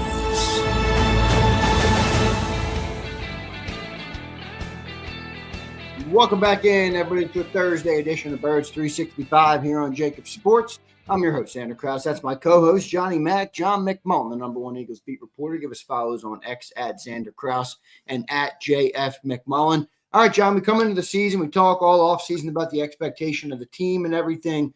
And now 8 weeks into it, at the bye week, which is kind of a nice bye week, John. We're almost right smack in the middle. Basically is right smack in the middle with 9 games to go, 8 games down. How has your thought process on this team evolved, John, through the first 8 games? Are they kind of exactly what you expected? What do you think of this team through 8 weeks? Yeah, I mean, for me, I think they're a little bit better, believe it or not, than I expected, only because I expected a little bit more growing pains on the defensive side of the ball. Kind of what I expected offensively. They would have their games where they don't look good, but they would out-talent a lot of people. So I think that's kind of, didn't expect it to look this way with the running game, that part of it. But I think the out-talent people stands out on the offensive side still, even though they might be doing it a little bit differently from week to week.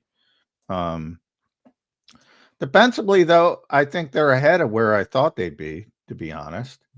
And I think that's a positive because I am a little conflicted with the Campbell stuff, as I mentioned. I just don't agree with that. He's too good. And he was playing, and I love Nakobe Dean, but he's too good. I can't sit him down because I think he'd get better and better. And Bick's the guy, I forget, it was probably BLG who said it yesterday. Bick's the guy that reps matter, playing time matters. And you got a guy who could be a star, a legit superstar in this league, and you're taking away reps from him, and he's the second-graded defensive player I saw yesterday from PFF as a rookie, second-graded rookie defender. I can't take him off the field. So that complicates that a little bit for me because I think he would have gotten better and better as the season wore on, and now I'm not sure if he will. It's a tough situation because I think Nakobe Dean's still a really good player too, as evidence. I agree, but Yeah. I mean that to me is like good versus great. Or good versus the potential to be great, right? I mean, I don't think, yes, potential. Thank you. But he was heading in that direction.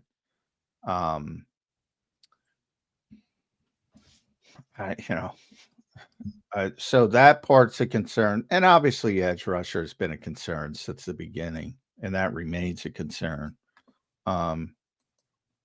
And I don't think they're done, but with this Michael Carter trade, even if it's people leaving, I think there's going to be more trades. But if they don't get an edge rusher and they're just counting on adding Brandon Graham into the mix and Nolan Smith being back, I don't know if that's going to be good enough when it matters. I don't know if that's going to be good enough. Yeah. How many more? You think Howie will make a couple more moves or what? Well, yeah, I had it the over under 2, so I mean I'm going 2, and that's 1. Yeah, one's down. I mean, what like at some point, and they already sent Mechie out, and that's the point. It's like, all right, well, how many receivers do you need? Now it's how many cornerbacks do you need? How many edge rushers do you need? Remember, Ojulari's coming back. And one of the ways that people have said, well, Campbell can play more on the edge. Can he? I mean, how many edge reps do you have if you have Smith and Hunt and Uche and Graham and Ojulari and Patrick Johnson, who are all better on the edge than Jihad Campbell? You're playing them out of position, number one.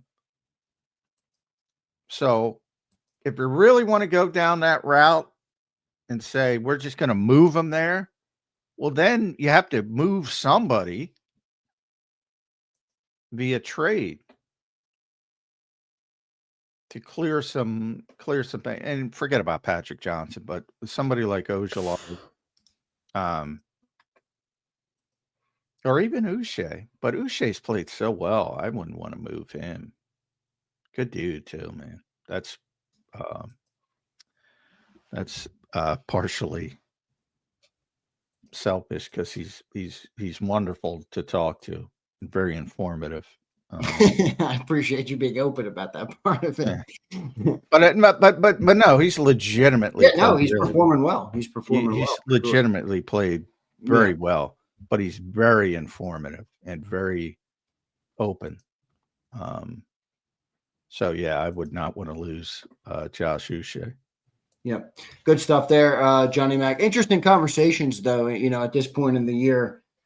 What do you think they will do after the bye week with Campbell and Dean? Do you think they will split? Will it be as simple as maybe one in base, one in nickel? Like how do you think they will do that?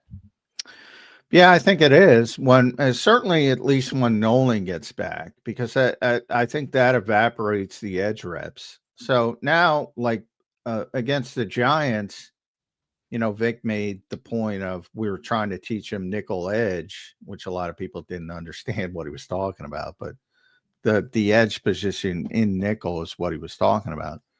And that's why it was sort of a muddy week for him. I forget the term he used, but because he was learning something that he hadn't really done in the past.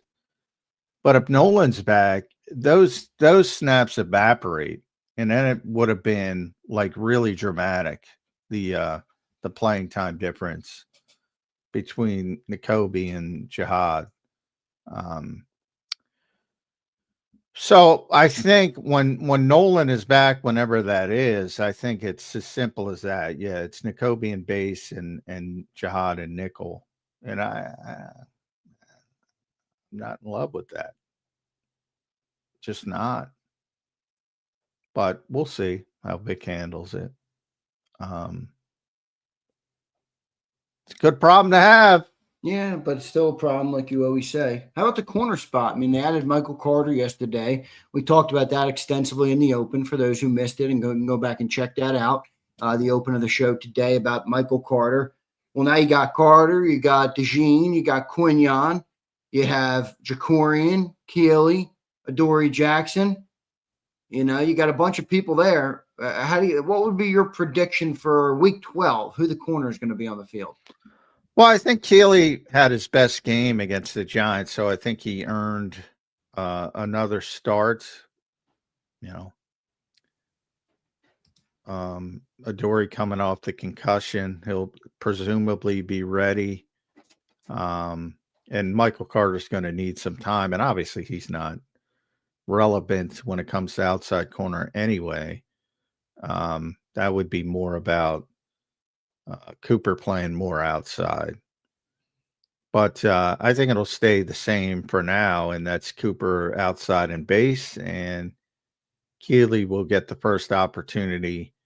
But remember, that's a high volume passing team, so that could go dramatically bad very quickly. So I think it will be a short leash.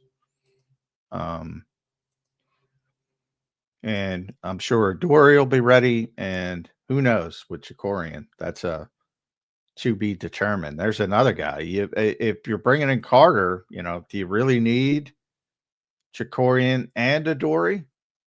And what would you rather have?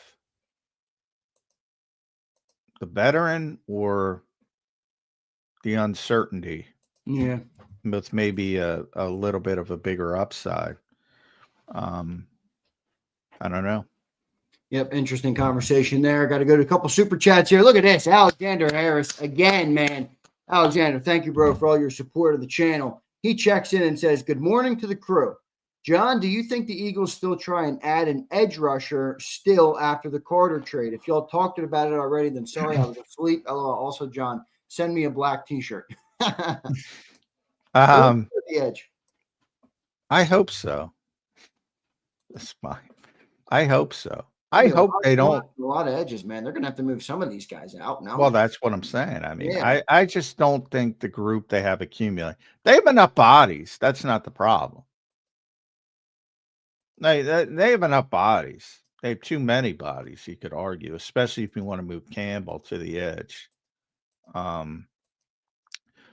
wouldn't move Campbell to the edge. That's number one. I don't think he's ready for it. I think that's an off-season project if you want to go in that direction. So that's number one. Number two, if you think a healthy Nolan Smith and Brandon Graham fixes the issue, I disagree with you. So, again, takes two to tango. For all the talk about Miami and where they are, I don't know if they want to move Chubb or Phillips, but those are two. I've kind of soured on Ebiketie. I want a more proven guy, and that to me would be Chubb, especially with Vic. And I think everything falls into place in the edge rushing situation. So I would hope they don't think they're okay. And I speaking about honesty and clamping down on coaches, Vic, as he often does, went the opposite way of the narrative. Well, the pass rush is pretty good because they had 5 sacks. No, it wasn't. And he pretty much said that. Sacks are not created equal. A sack for no gain is not the same as a strip sack. A coverage sack is not the same of getting home early. So he's not happy.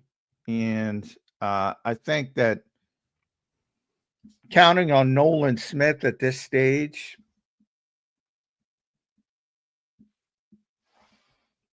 it's better than what you have, obviously, but I don't know if I want to pin my hopes to that. Yeah, that's a tough one. Alexander, thank you for the support, brother, of the channel. We do appreciate it. Thank you very much, brother. I'm gonna reach out to you on X. I gotta send you a JAKIB hat too. I can confirm to everybody.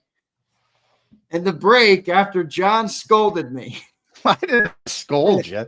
Somebody asked for a hat, and I'm like, I can't even get a hat. That's all I said. I ordered John a JAKIB hat, and I even upgraded it to the Under Armour version of the JAKIB hat.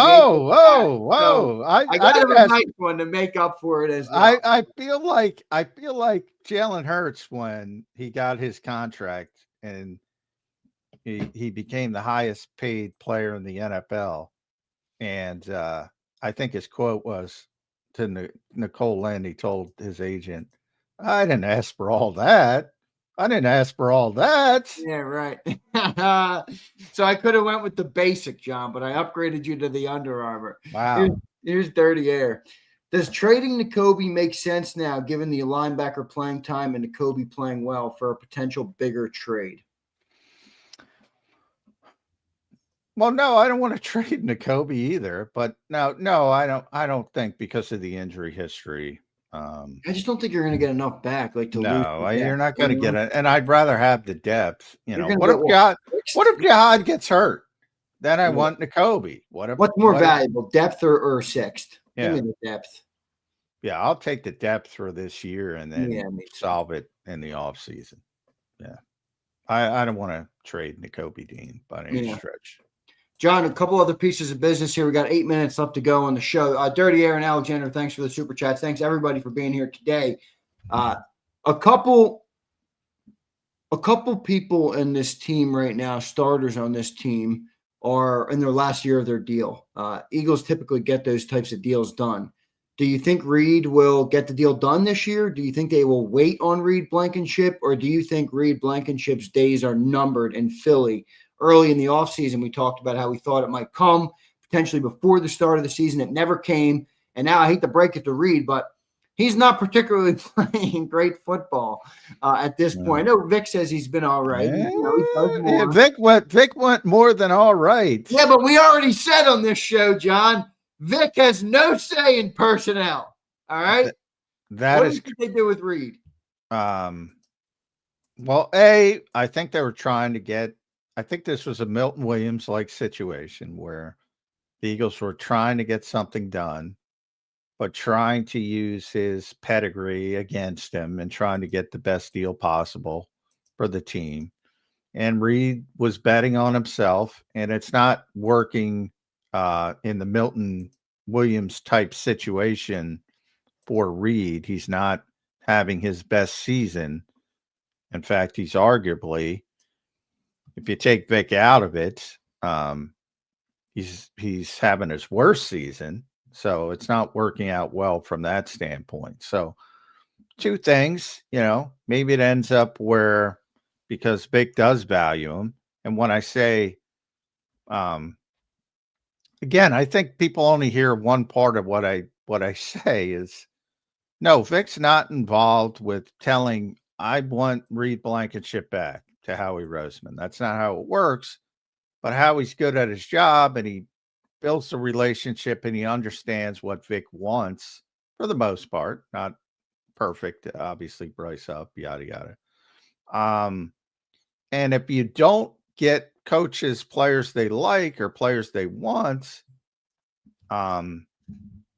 things are not going to work out well. So, in a thought, and here's what Vic said: he's been kind of a rock back there. He's got a rookie safety next to him. His importance to the defense is more than just what you see from the playing part of it. He's the signal caller back there and keeps everybody calm. That's high praise from Vic Fangio. He's not going to get $15 million a year the way he's playing. And that might help it in some ways because the Eagles Over can get under $8 million. I would think he'd get over, just from the Eagles team success. That number's way too low, I think. But and remember, the cap's going up. It goes up every year, so you have to build in that. Say it's 10%, whatever, of what your prior thought is from the prior year. So, but they should be able to get something done. And, maybe 2 years, maybe short term. Everything's 2 years realistically, but I'm talking about reported where they'll say, hey, you got a 5-year deal. I think it'll be a shorter term deal, but I think they'll try to get them back. Otherwise, you got to go get a veteran safety that's probably going to cost more. I mean, you're not going to roll in. You're not going to draft the safety and play him next to Andrew Makuba, who's got issues learning the stuff he's got to learn. You don't want two of those guys. So I think he's more valuable. To Vic's point, he's more valuable than people realize. We'll see what they do. 15 feels way too rich. I agree with you. 8's too low. Is it 10 to 12? Yeah, I think somewhere in that range. 2 years, 20 million. It's a nice round number. I think that gets it done. But we still got a lot of football to play. If things start clicking and he starts. If things start clicking, isn't he going to go to the open market? Well, that's what I'm saying. If things start clicking, all of a sudden the number goes up. So it's a game of chicken, and right now the Eagles are winning it by a lot. We talked about 15 million in the offseason because he played so good. Well, he hasn't. Yeah, I mean, he's got and that's probably where Howie would wish Vic would be not as honest and say, you don't want to put, because Reed's agent and he hired. Remember, he hired a new agent, big time agent, and he'll believe me, he's got that quote already in the presentation from Vic Fangio. Yeah. What about Jordan Davis? Yeah, he's tougher because I'm paying him. I think he's earned it now. Well, what are you paying him? Again, Carter's not going to get near what people assumed. At least you talk about a guy. Jordan $22 million. Does that sound right, or does that sound too low? I don't know, because remember what also is coming, and Moro Jomo's playing well, and he's a pass rusher. Yeah, I think Jomo's going to walk. Well, he's going to walk if you sign Jordan Davis. Well, I think the Eagles are going to rather pay Davis than Jomo. Even I think Jomo is going to be the new Milton Williams, and that would be two great pass rushing DTs they let walk out the door.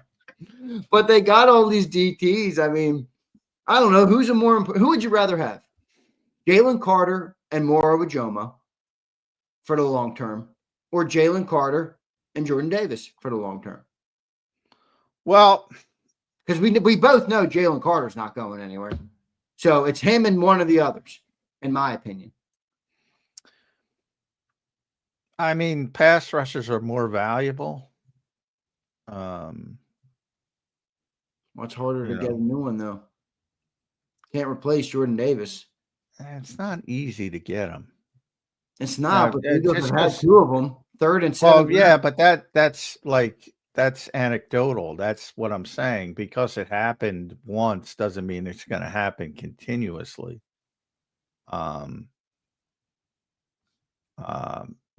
It's way easier to find, maybe not at the level of Jordan Davis, but it's way easier to find run defenders than interior pass rushers. Way easier.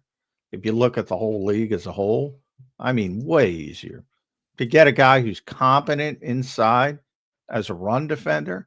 I could see Ty Robinson developing into that.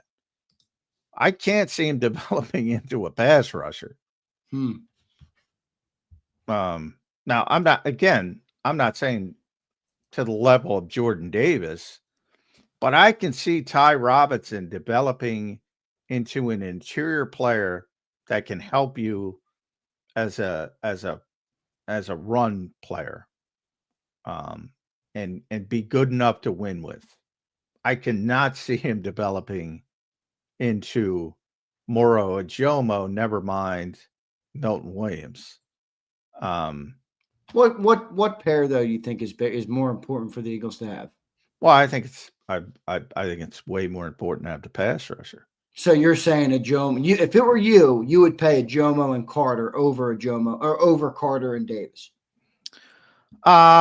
Yes, but I'm different than the Eagles. So, I mean, I think it's way harder to find interior pass rushers than interior run defenders, which I think they would agree with, but it's that give and take. They drafted the guy 13th overall for a reason, because they felt they needed that player to run Vic Fangio's scheme. Because remember, even though Vic wasn't here, they were running Vic's scheme. And they didn't have it. Yeah, the Jonathan Gannon defense from 21 to 22. A lot of people didn't even know Gannon was running the Vic Fangio scheme because they didn't have a nose tackle. And too often he would have to play Javon Hargrave there, which was a disaster. Good pass rusher, but can't defend the run. So they value that position more. But I'm careful with that because now Vic is a little bit different because he's not going anywhere from the standpoint of he doesn't have aspirations to be a head coach anymore, and he doesn't want to leave, and he wants this to be his last stop. But typically when you talk about, and you've seen all the upheaval on the offensive side when it comes to the coaches, you got to be very careful about scheme because it could change overnight. So I'm always cognizant of getting a guy who's scheme versatile. If somebody's going to come in next year and play a different scheme, this guy can fit into it. And I just think pass rushers, interior pass rushers, are more valuable than run stuffers. But they already lost a better pass rusher. Yeah. Has Jordan come alive enough in that role? I mean, I'm looking at his snap count, John. You can add clarity to this if I'm off base. 333 snaps this year for Jordan Davis. And PFF uses these metric BGP, which I think is between the guards, and AGP, which is, I don't know what that would be. But BGP, 241 snaps. And if you look at their key, it says number of players snaps lined up on D-line as a defensive tackle. And then AGP, 89 snaps. And that means lined up as a nose tackle. So from this metric, it says he's lining up more as a traditional defensive tackle, maybe like a 3-tech, which makes sense. They're, a lot of 4-man fronts this year. Yeah, well, he's always lined up more. Yeah, I know he has. That's just the nature of the way football is. That's just but they want the aspect to do the 5-man fronts. Well, so is he good enough as a pass rusher to opt for the versatility versus going with a Jomo who doesn't have the versatility but might be a little better as a pass rusher? Well, I mean, if they said, again, Morrow isn't Milton and they let Milton walk, but that was more of, he got an enormous contract. So I don't know where Morrow is going to be, number one. But again, if you're talking about pass rusher, remember, Jordan is way up and he deserves credit. And the conditioning is a big part of it. And he is playing way more than he has. He's going to pass his career high in snaps pretty early in the season. So he deserves a lot of credit for being able to handle more of a workload, number one. I think that is absolutely fair to say. But I do think, and it's very close, but I'm pretty sure, and I'll look it up I'm pretty sure Morrow still plays more, but it's very close this year. Yeah. And the number, it's very close. 337 for Morrow, 333 for Davis. Yeah. I think those are gaps. The thing I was saying, they're telling me in the chat, like A gap and B gap. Maybe that's what that means. AGP and BGP. But the point is, he always, they don't use, the goal is to stop the team on first down when they're playing 5-man front, to get the second and long, and then you're obviously going to have a 4-man front. So Jordan has always played more outside of a pure nose tackle. That's not new. The new part is the conditioning, the ability to handle the workload, which he didn't have previously. Certainly from Vic's standpoint. But if you want to look at win rates, as a pass rusher, Moro Ajomo is 15.1, which is very good for a defensive tackle. Yeah. Jordan Davis is 3.9. So I would not compare those two as pass rushers. No. Right. Yeah. But yeah, Jordan's having his best year, and a lot of it just has to do with the conditioning. I mean, but he's still more run stopper than pass rusher. And again, he's already at a career high in sacks, 3. I remember the two were for no gains. The one against Matthew Stafford, the one last week. I don't remember the third offhand. All sacks are not created equal.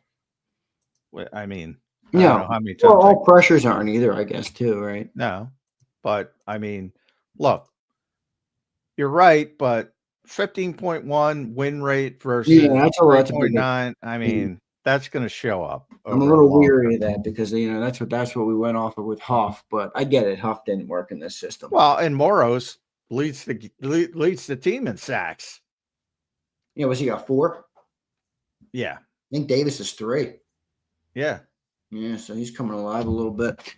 All right, interesting conversation there. It's going to be interesting to see what they do. I happen to think they're going to pay Davis, but we'll see. And guess what? They both have more sacks than Jalen Carter, and Jalen Carter's a better pass rusher than both of them. Yeah, it's true. No doubt. Alexander says, Graham and Nolan coming back makes me excited for the run defense more than anything. John, send me your green screen. LOL. I'll tell you what.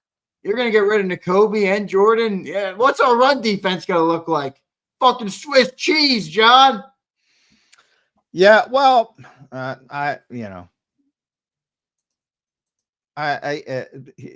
Vic's philosophy is that he'll give up a little bit in the run game, as long as he can limit explosive plays. Now, that's very good. Again, he's not to the degree of other defensive coordinators. If they start having an issue, he'll roll out those 5-man fronts. He'll even roll out a 6-man front, which generally shuts it down. So that's the beauty of having Vic Fangio. He adjusts immediately. If he senses an issue, you don't need halftime. You don't need a game. He will adjust immediately and drop. And he did it earlier this season when he would drop Jihad onto and make it a 5-man front to stop the run. So it's the beauty of having Vic Fangio. Yeah, we'll see what they end up doing. Appreciate it, Alexander Harris. A lot of support today, so thank you, brother. Appreciate that. Johnny Mac, your final thoughts are way overtime. I didn't even realize that. Yeah, it's bye week. I don't pay attention as much to time because I don't have to be somewhere immediately. Yeah. But you get Birds 365 overtime. Nothing wrong with that. No, I do it every day. I love it. I love talking to the great people. You got the exclusive. John, I realized I don't even have an Under Armour JAKIB hat, bro. I got you an exclusive one. So you got a 1 of 1. That's wow, a 1 of 1. I go back to my Jalen Hurts. I didn't ask for all that. All right, well, you deserve it. All right, John, good stuff, brother. Appreciate it. We'll talk to you tomorrow on a Football Friday, my friend. I think the team's in a pretty good spot, but we will see what they end up doing. All right. Thanks all. Appreciate it. All right, thanks, J-Mac. There's Johnny Mac, John McMullen joining us right here on Birds 365. Alexander Harris, thanks for the support, brother. Bird Gang Girl, thank you for becoming a member over on the website. We appreciate that. All right, I think you dropped a chat. Let me get that. She says, I did the membership online since YouTube takes more. Going to be dressed as an eagle for work tomorrow. Oh, I meant to ask John. John, I'm throwing a JAKIB Halloween party, which I would never fucking do. John, will you be in attendance? Come on, man. What we can talk about AJ's tweets. All right. We can talk about AJ's tweets.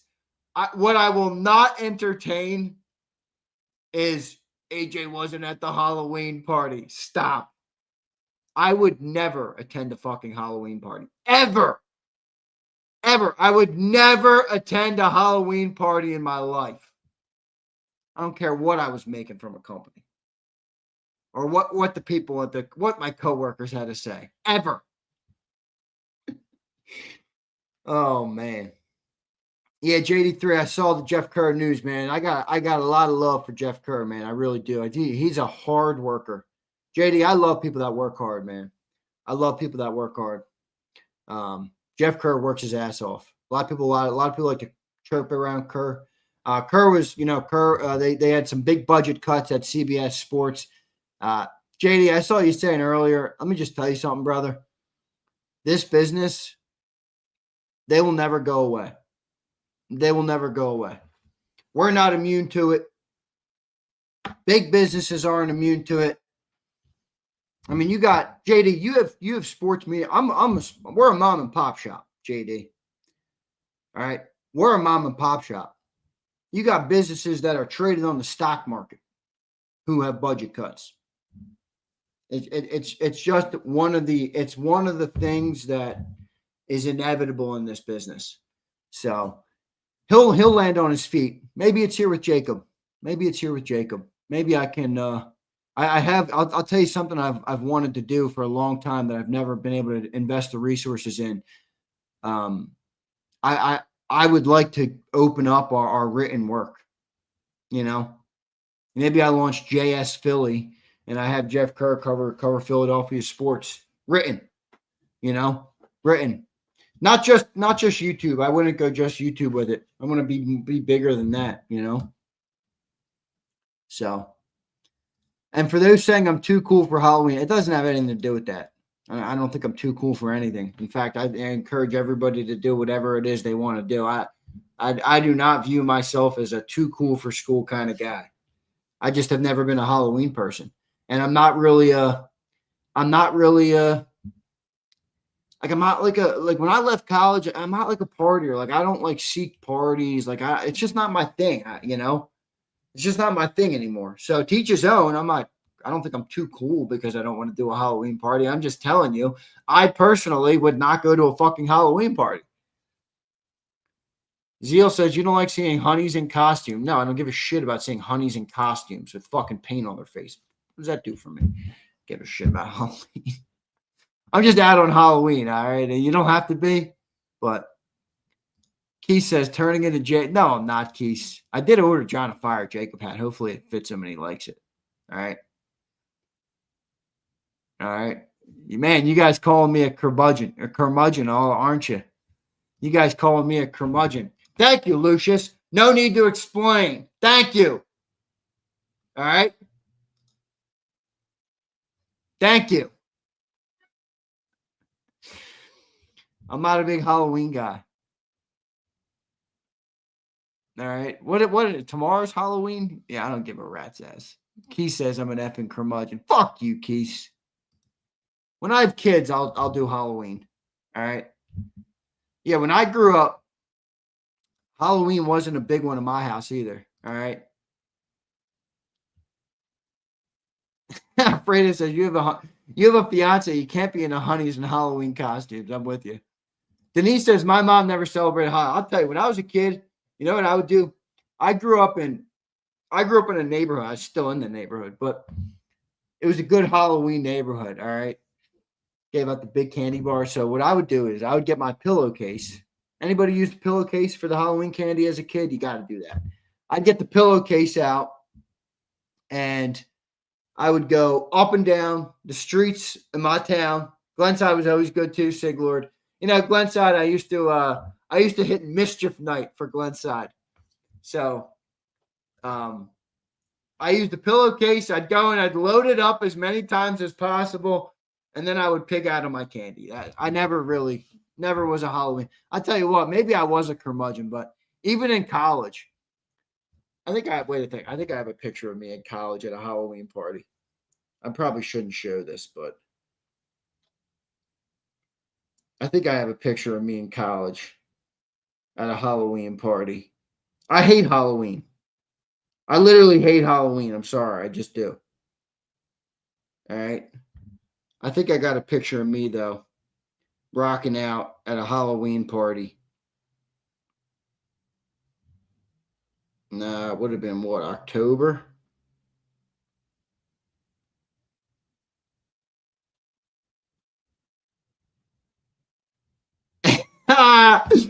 Look at this picture. Should I show this picture?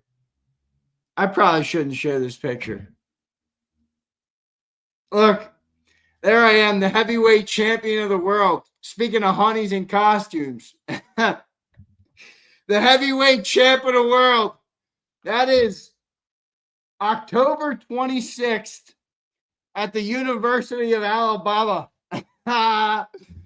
Your boy dressed up like Floyd Money Mayweather. Oh, shit. That's classic. That is classic. All right. That is classic. I didn't want to put that one too close to the camera. I didn't want you guys to zoom in. All right. I didn't want you guys to zoom in. You know? I didn't want you guys to zoom in on that sucker. That's my boy. That's my boy on the outside. That's Doug. Doug was, I got so many fucking stories about Doug. You have no idea. The amount of stories I have about Doug. I got the championship belt on, as you can see. Yes. Who do you think had the championship belt on? Who do you think? Of everybody at the party, who do you think was wearing the championship belt? That's a classic picture. I might have to delete that thing. Keys, Doug is effing animal is too soft. All right, to categorize him. I have never in my life met a dude like Doug ever again. That dude was insane. I did everything possible to try and help him remain in school and make it by and do what he had to do to stay at the university. He did not. Okay. He did not. Doug, if you're listening, I love you, pal. I was boys with Doug. No, I'm a loyal guy. I stood up for Doug always. All right. I always did. I always stood up for Doug. But he didn't make it. All right. Alabama's it's like a monster. You know, it's coming for everybody. It's coming for everybody. Some people get beat earlier than others. Doug is not a Birds fan. Doug was from Atlanta, Georgia, and he was a massive Falcons fan, Braves fan. He was a big Atlanta guy. A lot of Atlanta people in at Alabama. All right. Now, the Sig Lord, you would love some stories about Doug. That dude was a handful. It doesn't do it justice. That dude was nuts. All right. That dude was nuts. That's a funny ass picture, though, of me. I told you, man, heavyweight champ of the world with a blonde honey on your arms. Nothing's changed, folks. Nothing's changed. I'm the same old me. All right. I'm the same old me. It is what it is, what it is, what it is. Nah, I wouldn't be Pacquiao, Yeppa. I told you. I'll be Money Mayweather. All right. Money Mayweather. Maybe Bernard Hopkins or something. All right. That's classic. That is classic. I probably got to go through that camera roll and delete some stuff, right? I'm getting married now. Probably got to get rid of some of those old Alabama stuff. And I don't know what's in there, man. I haven't looked. I got to go and check it out, though. I tell you what, I got to go check it out. All right, guys, Thursday at the bye week. By the way, that AJ article was good, I thought. I know Sig Lord hated it. Sig Lord, I know you're tough on AJ, but I do understand AJ. I do. You know, and by the way, Dabney, how stupid are you? Dabney, do you listen to anything or do you just come here to fucking whine? All right. That was a good article. And AJ is I understand his mindset. All right. I do. I know everybody's not going to like it. And I'm search history. I don't need to wipe my search history, pumper. What are you, a weirdo? I know all you guys do. All right. I don't need to do that. Stay off. You guys can finish it. Stay off the Zeal. You can finish it. All right. But team's in a good spot, in my opinion. AJ, dude's a competitor. The dude is a deep thinking type of dude. He's I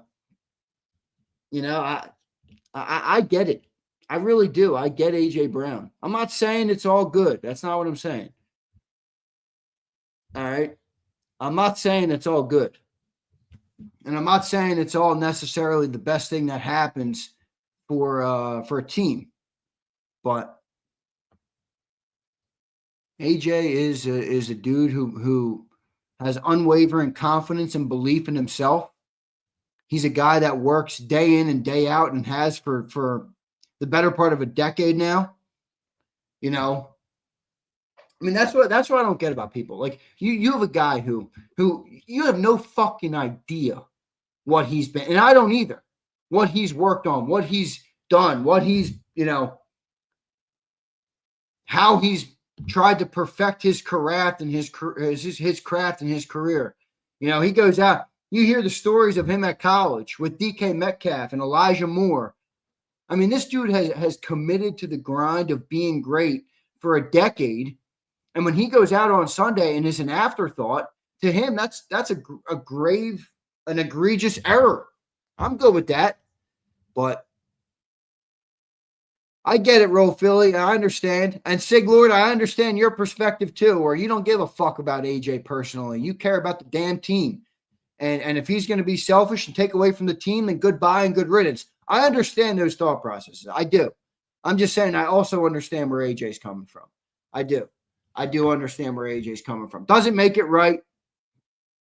Just means I understand it. I wish he would stay off social media a little bit more, but it's the nature of the beast. I respect him as a player and a competitor, and I always will, because I think he is a guy who strives to be great. And, I respect that as a man who wants to be great in my own life. I got you, Sig. I understand that too, man. I do. To me, it's less about the problems and more to me about, who he is as a man and as an athlete and as a competitor and as a player,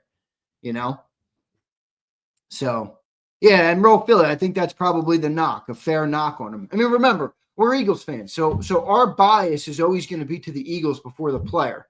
I always tell you guys, and maybe some would say I'm not a there's some Eagle fans who, you're not a real Eagles fan if you don't glaze the players all the time. That's not my perspective. As a man, I've always looked at athletes as what my dad used to say to me. Athletes are people who play games for a living. The people are important. The games are not. And Eagles fans will say, fuck that phrase, because they only care about the games. And that's fine. But I'm in the business now. And part of being in the business means I'm more interested in the human element of the business, So God bless me. Thank you. I'm more interested in the human element of it.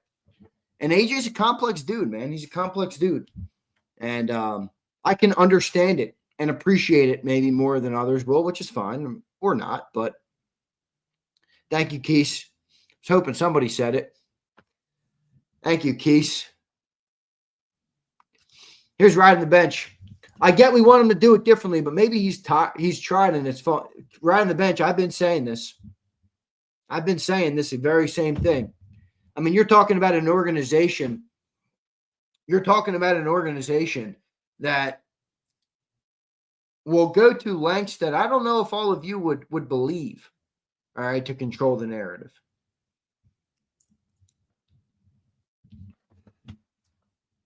So much so that they have threatened us with, reporting to the NAACP or whatever. No, not the NAACP. Who's the other one? The ADL, sorry. The ADL, because Cilio was critical of Howie Roseman one offseason. I think this was a couple years ago. Just saying, that's weird behavior to me. I'm not gonna sit here and say that the organization that was willing to do that doesn't give a shit about any of the other narratives or will listen to a player like AJ. I don't know. Organization has some weird behavior too. You guys might think AJ's got weird behavior, and sure, maybe he does. The organization has some weird behavior too. All right. That's all. That's all I'll say. So that's all I'll say. The organization is weird. Again, I'm an Eagles fan, but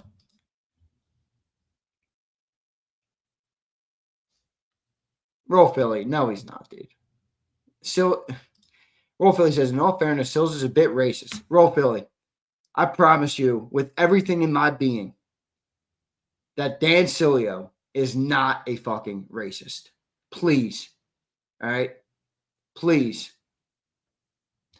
Dan said some shit in the past that he's owned up to hundreds of times on the air.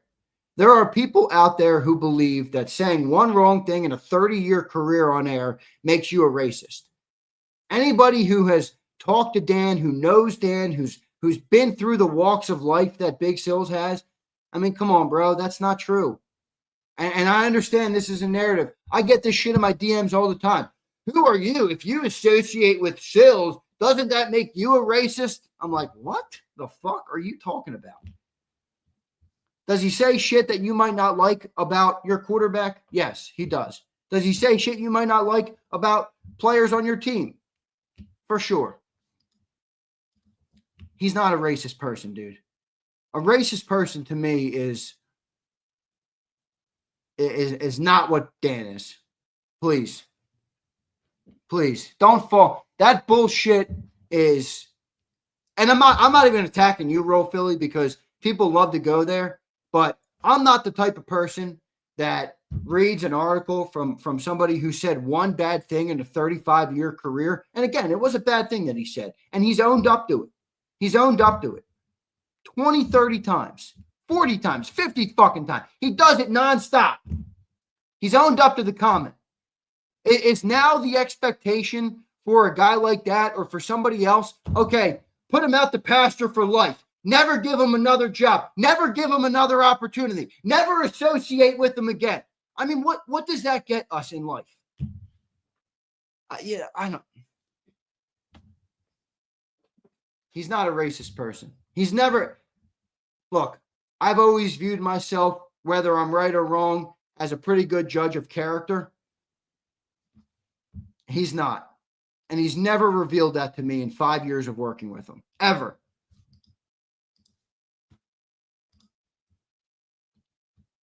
Here's look, mask on. Isn't he a Trump supporter? So this guy's about to say that 75 million Americans who voted for Trump are all racist because Dan's a Trump supporter. That is some of the stupidest shit I've ever heard in my fucking life. I'm sorry. I mean, seriously. John's slogan for the show is elevate the conversation. Let's elevate the conversation.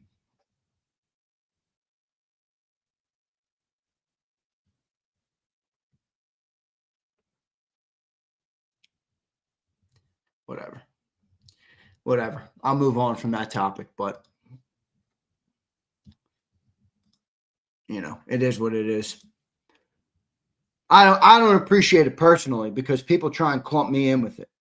And it's like, if you knew me from a can, not you, but just in general, if you knew me from a fucking can of paint, you would know that is so far from the truth. And it's the same thing with Cilia. It's the same thing with Cilia. I've had conversations with people off the air about people who you would never believe, who have stood in support of him and said it couldn't be further from the truth.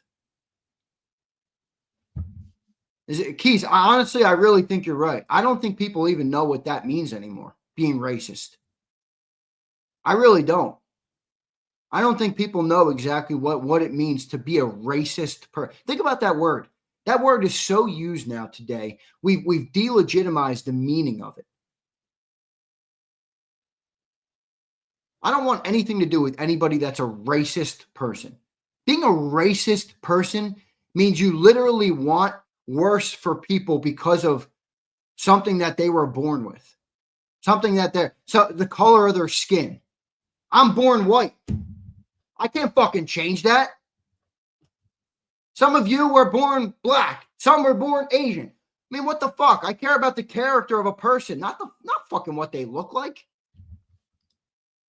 I get it. There's history. There's all sorts of different things that go into the conversation. I'm not going to sit here and act like it's not a nuanced conversation. But I think we've totally delegitimized the meaning of that word. Let me look up let's look up the definition of it. What is the definition of racist? Racist, characterized by or showing prejudice, discrimination, or antagonism against a person or people on the basis of their membership in a particular racial or ethnic group, typically one that is a minority or marginalized.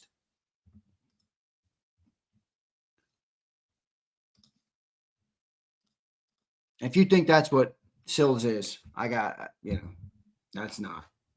It's just not. All right. It's not. But I get it. People go there.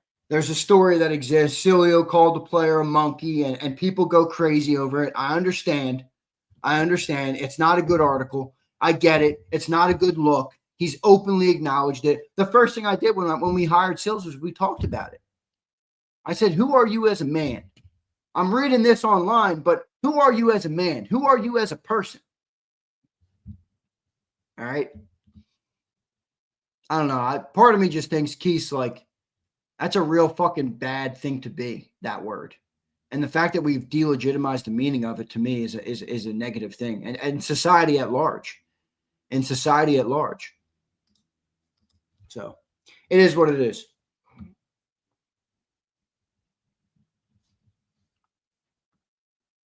But so be it. So be it.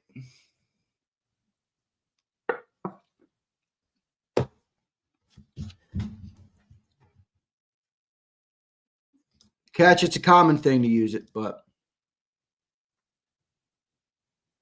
Dank says, stop calling it a race car like it doesn't have meaning. Stop that shit. Are you talking to me, Dank? I don't know if you're talking to me, but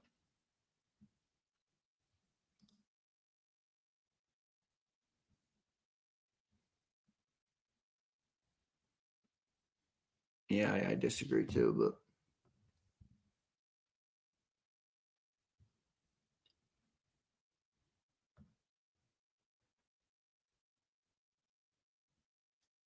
JD says, I judge people if they think BVS is a better football player than Harrison Bryant. All right. Big Mike, I agree, but it is what it is. All right. I'll always try and I can only speak for me personally. Forget trying to speak for everybody else. I can only speak for me personally.